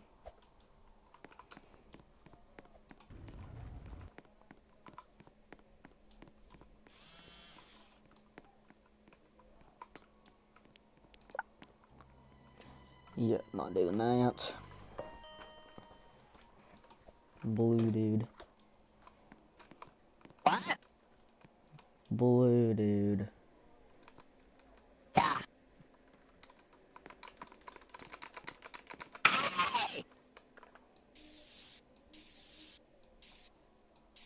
Spaceship!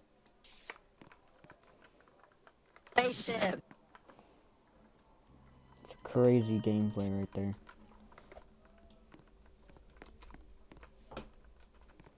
Stay back from me. Stay back. Stay back. Stay back. Yours. Okay, bet I'm gonna combo for my wrist.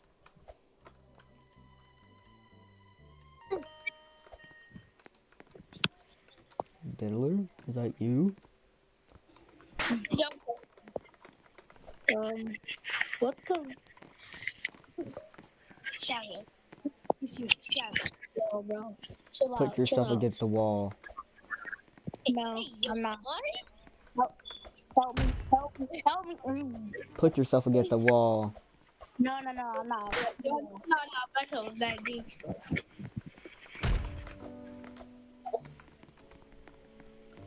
Bro, chill, bro. Yeah, chill. What did I do? What did I do? Put yourself against the wall. I'm not putting myself against the wall, bud. Put yourself against that wall. I'm not.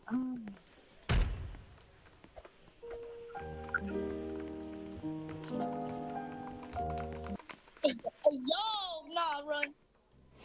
Nice. Finally, someone new. Oh, shoot. Oh. My bad. That was an accident. Yo, why are you backing up? back. Okay, buddy. You got a crowbar. Okay. You're threatening me. Yeah, because you hit me. Self-defense. You man. hit me, or you're gonna hit me. No, I didn't. Stay No, back. it was an accident. Cause the. No. No. No. Okay, buddy. Stay there. Nope. Oh shit, I did too early. Okay. I'll leave you alone. I'll leave you alone. Cheers. What the hell? For what? You have issues. You have issues. Nah, just tripping for real. Batman. Hey, Batman. I The live in the fuck? shadows. Oh, he's outside. Justice. Forgot him! I need to go to the Get back him, Batman. Get Batman him, needs to Batman. eyes. Oh, Batman hurt me, bro. Yeah, for Batman. Bro, Batman, don't cuss You again. scrawny like little last time. fuck. Where's the Joker? Oh my god. You're gonna get suspended. Dude, Where's the Joker? you're gonna You're get gonna get suspended for real. I'm Batman. I live in the shadows. You're gonna get... Damn. Okay, buddy. Okay, buddy. You're gonna get suspended. Again.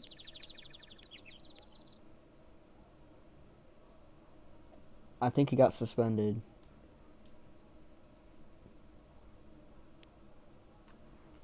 That's crazy. That's Hold some. to stop with the Batman. That's Leave some. it to stop. That's some crazy stuff. Yeah. Yeah. Back up. Bro, you're assaulting me. I'm gonna call the cops. No, I didn't. No. Stay back. Okay, but. Leave me alone. This is sexism or something.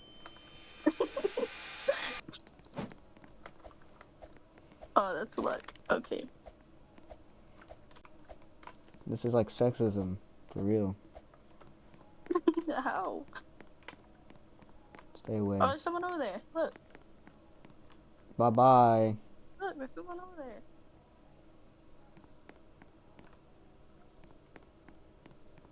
There's someone over there. I really don't trust There's you. someone all the way over there. How the fuck? They're singing. They're singing a horror. Excuse you? Oh. Okay, buddy. Oh. Just trying to show you that there's people singing over there.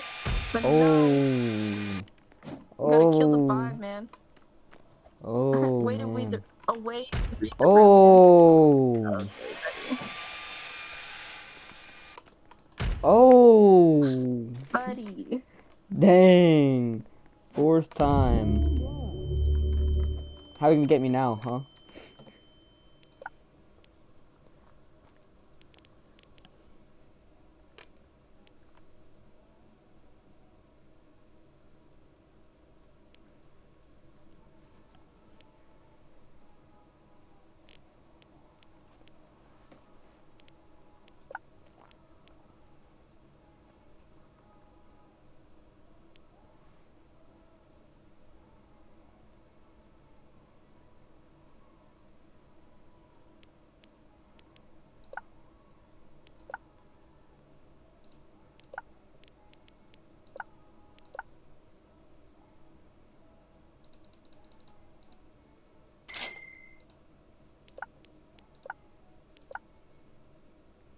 Do you need help getting down? No, I'm good. I like it up here.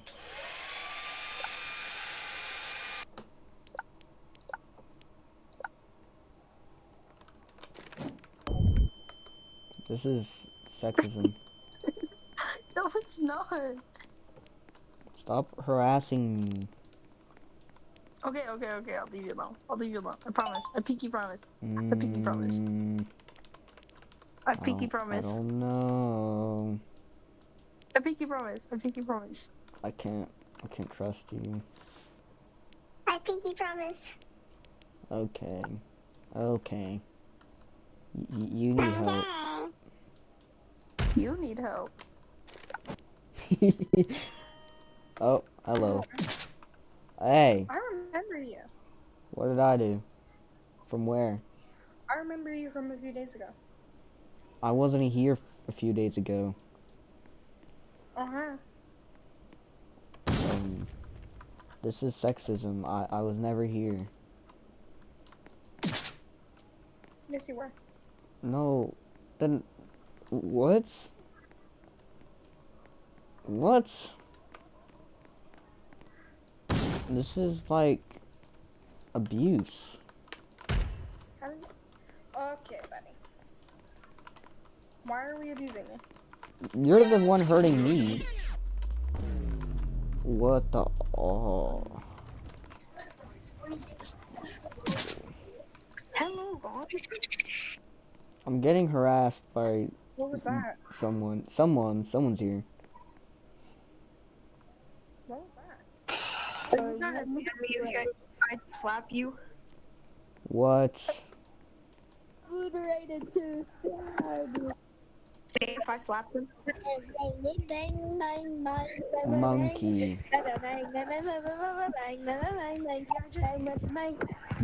Idiot. Okay, I'm good now.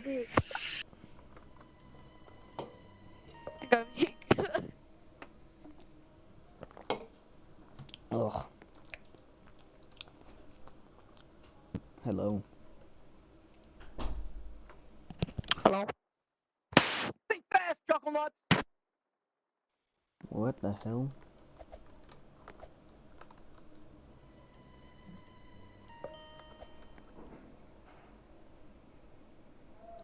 Help me. What? Do you have the hair dryer thing?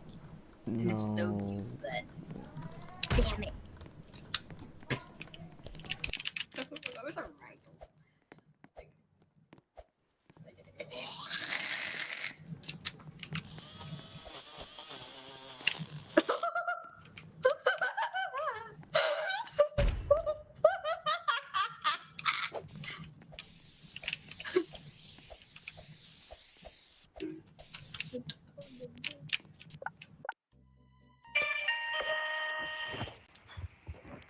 Why? Why? Why? Alright. Where you going?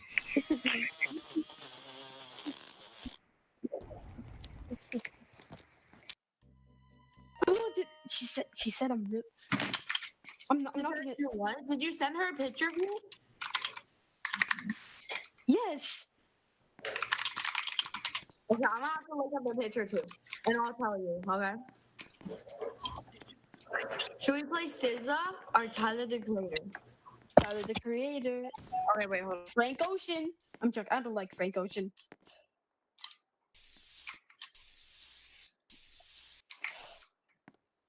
Yo, pause. What? Yo, I'm locked in the bag. I'm locked in the bag.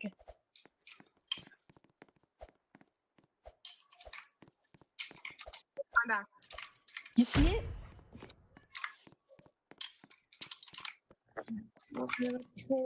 So, bro, what is she typing? Small business account. I'm not with her. Bro, where is she? Eating ice cream. I'm at home. Yo, I should actually fly her out. My parents won't let. Hey, it became my dream, bro.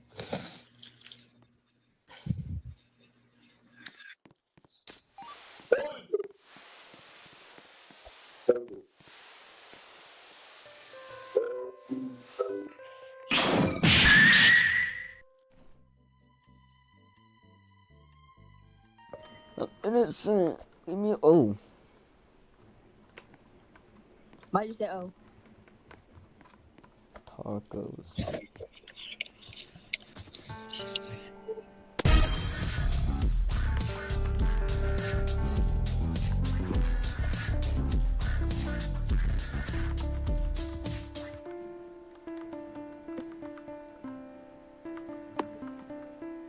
Yeah, I don't know anything. This is racism.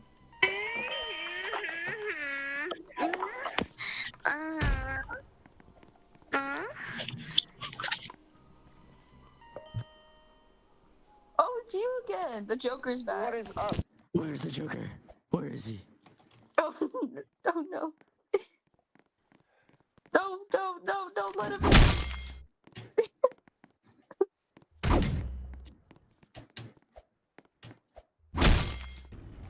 Hey, what did I do? What did I do? Buddy. Where's the Joker? This guy again. Hi, why?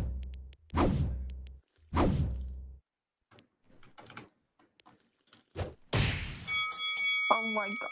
You're catching hands. Oh yeah, we'll catch hands. Get over here.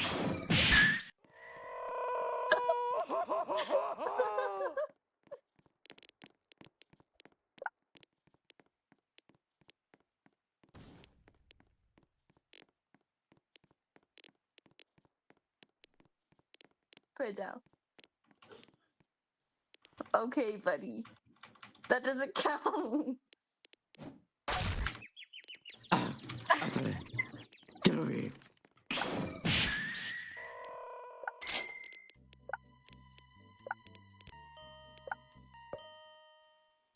Hello? I don't have Dylan on the Switch. Hi. Hi. Can I please just have the TV for a little bit? Dylan wants to play with me. You're not playing with anybody right now. Can I please play with Dylan for a little bit? I maybe, big maybe, I might be able to play. Just My keep little begging, sister's yo. playing a freaking PETA game right now. PETA. Yeah, the animal company. She's playing a PETA game. Sounds like Harry Hales.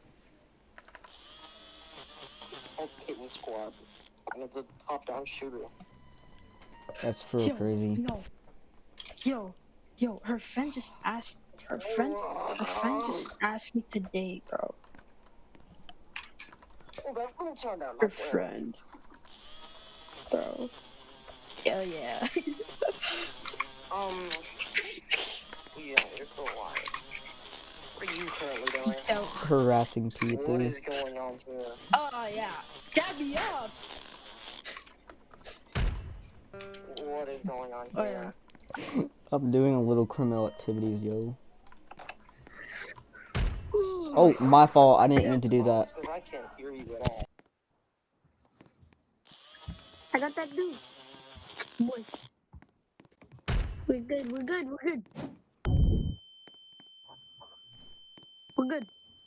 good.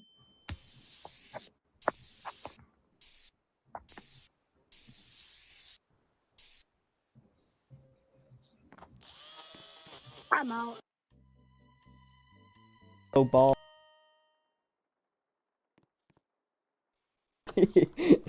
Oh, what's up, dude?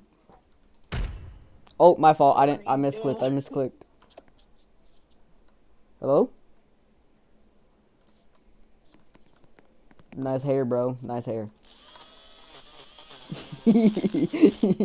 Nice hair, for real. Nice cut. You look like a freaking Air Jordan, bro. I'm a barber, yo. What? Yo, let me fix you up, for real. No. Oh, look, I don't look that bad, low-key.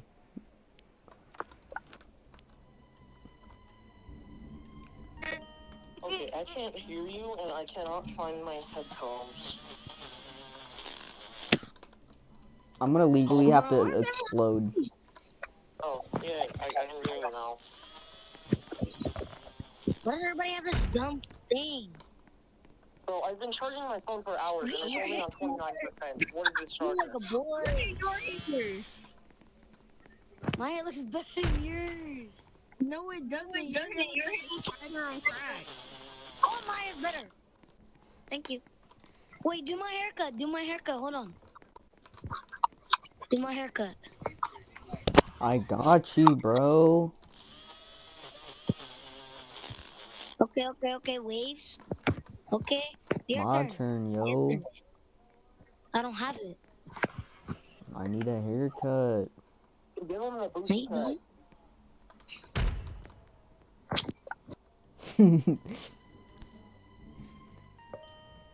Yo, Hello? you're really black. What is? I know. That's what you Ow. get.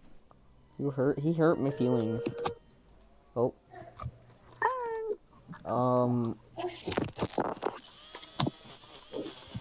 I had to fix you, bro. They can choose an expensive public school and go for free. Yeah. But I don't know. Yes, sir. They want to I'm be gonna like call you back when I can play. What? That's fine. It should be soon, I think. Maybe. Bye. Okay, bye-bye. Nice cut, bro.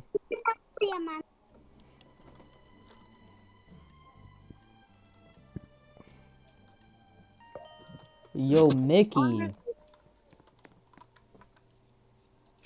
Mickey, stay back, Mickey. Why? I warned you, Mickey. I warned you. Oh yeah, I bro? warned you too. Oh yeah, Mickey? I warned you too, dude. My 1,000th picture of the year. You're missing. Come on, Drewski. Drewski. Drewski cannot get one hit on me. Drewski, you're done. Nice cut, yo. You nice cut too. Nice ball played. Nice ball played. I'm bald. I'm bald. You gotta fix me. You gotta fix me. Fix me. Fix him, Avery. Fix him. Fix me. No.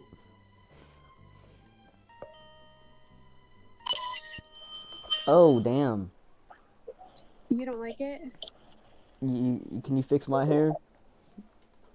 No. I don't think I can. Look, I fixed your hair. And fix mine.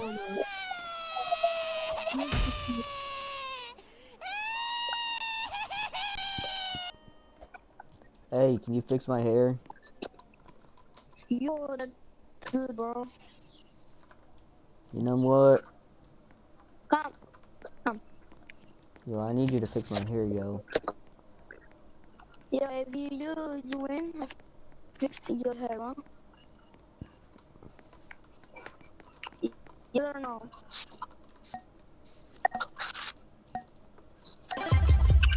Oh, what the hell? Nice hair, yo.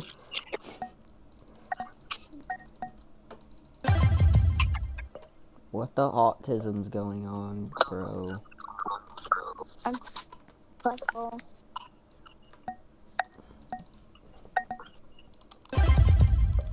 Bro.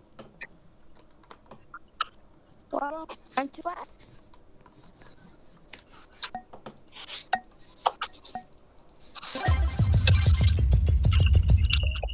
What? You know Really, I'm what? too flexible. What? Oh I my got god. you. Let me get my actual mouse out real quick. Let me get my actual mouse. Bet. Bet. Alright, bet.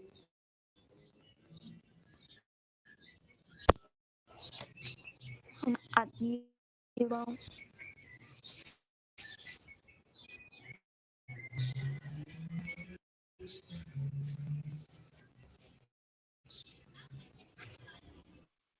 Come fight me, yo. Alright, bet.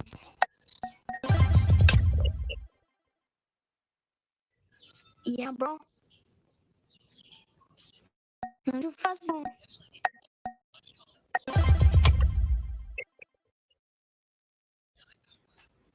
Yeah. Yeah, bro.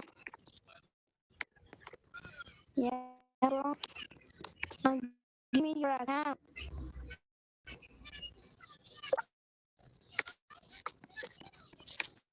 Yeah, bro. Yeah, bro.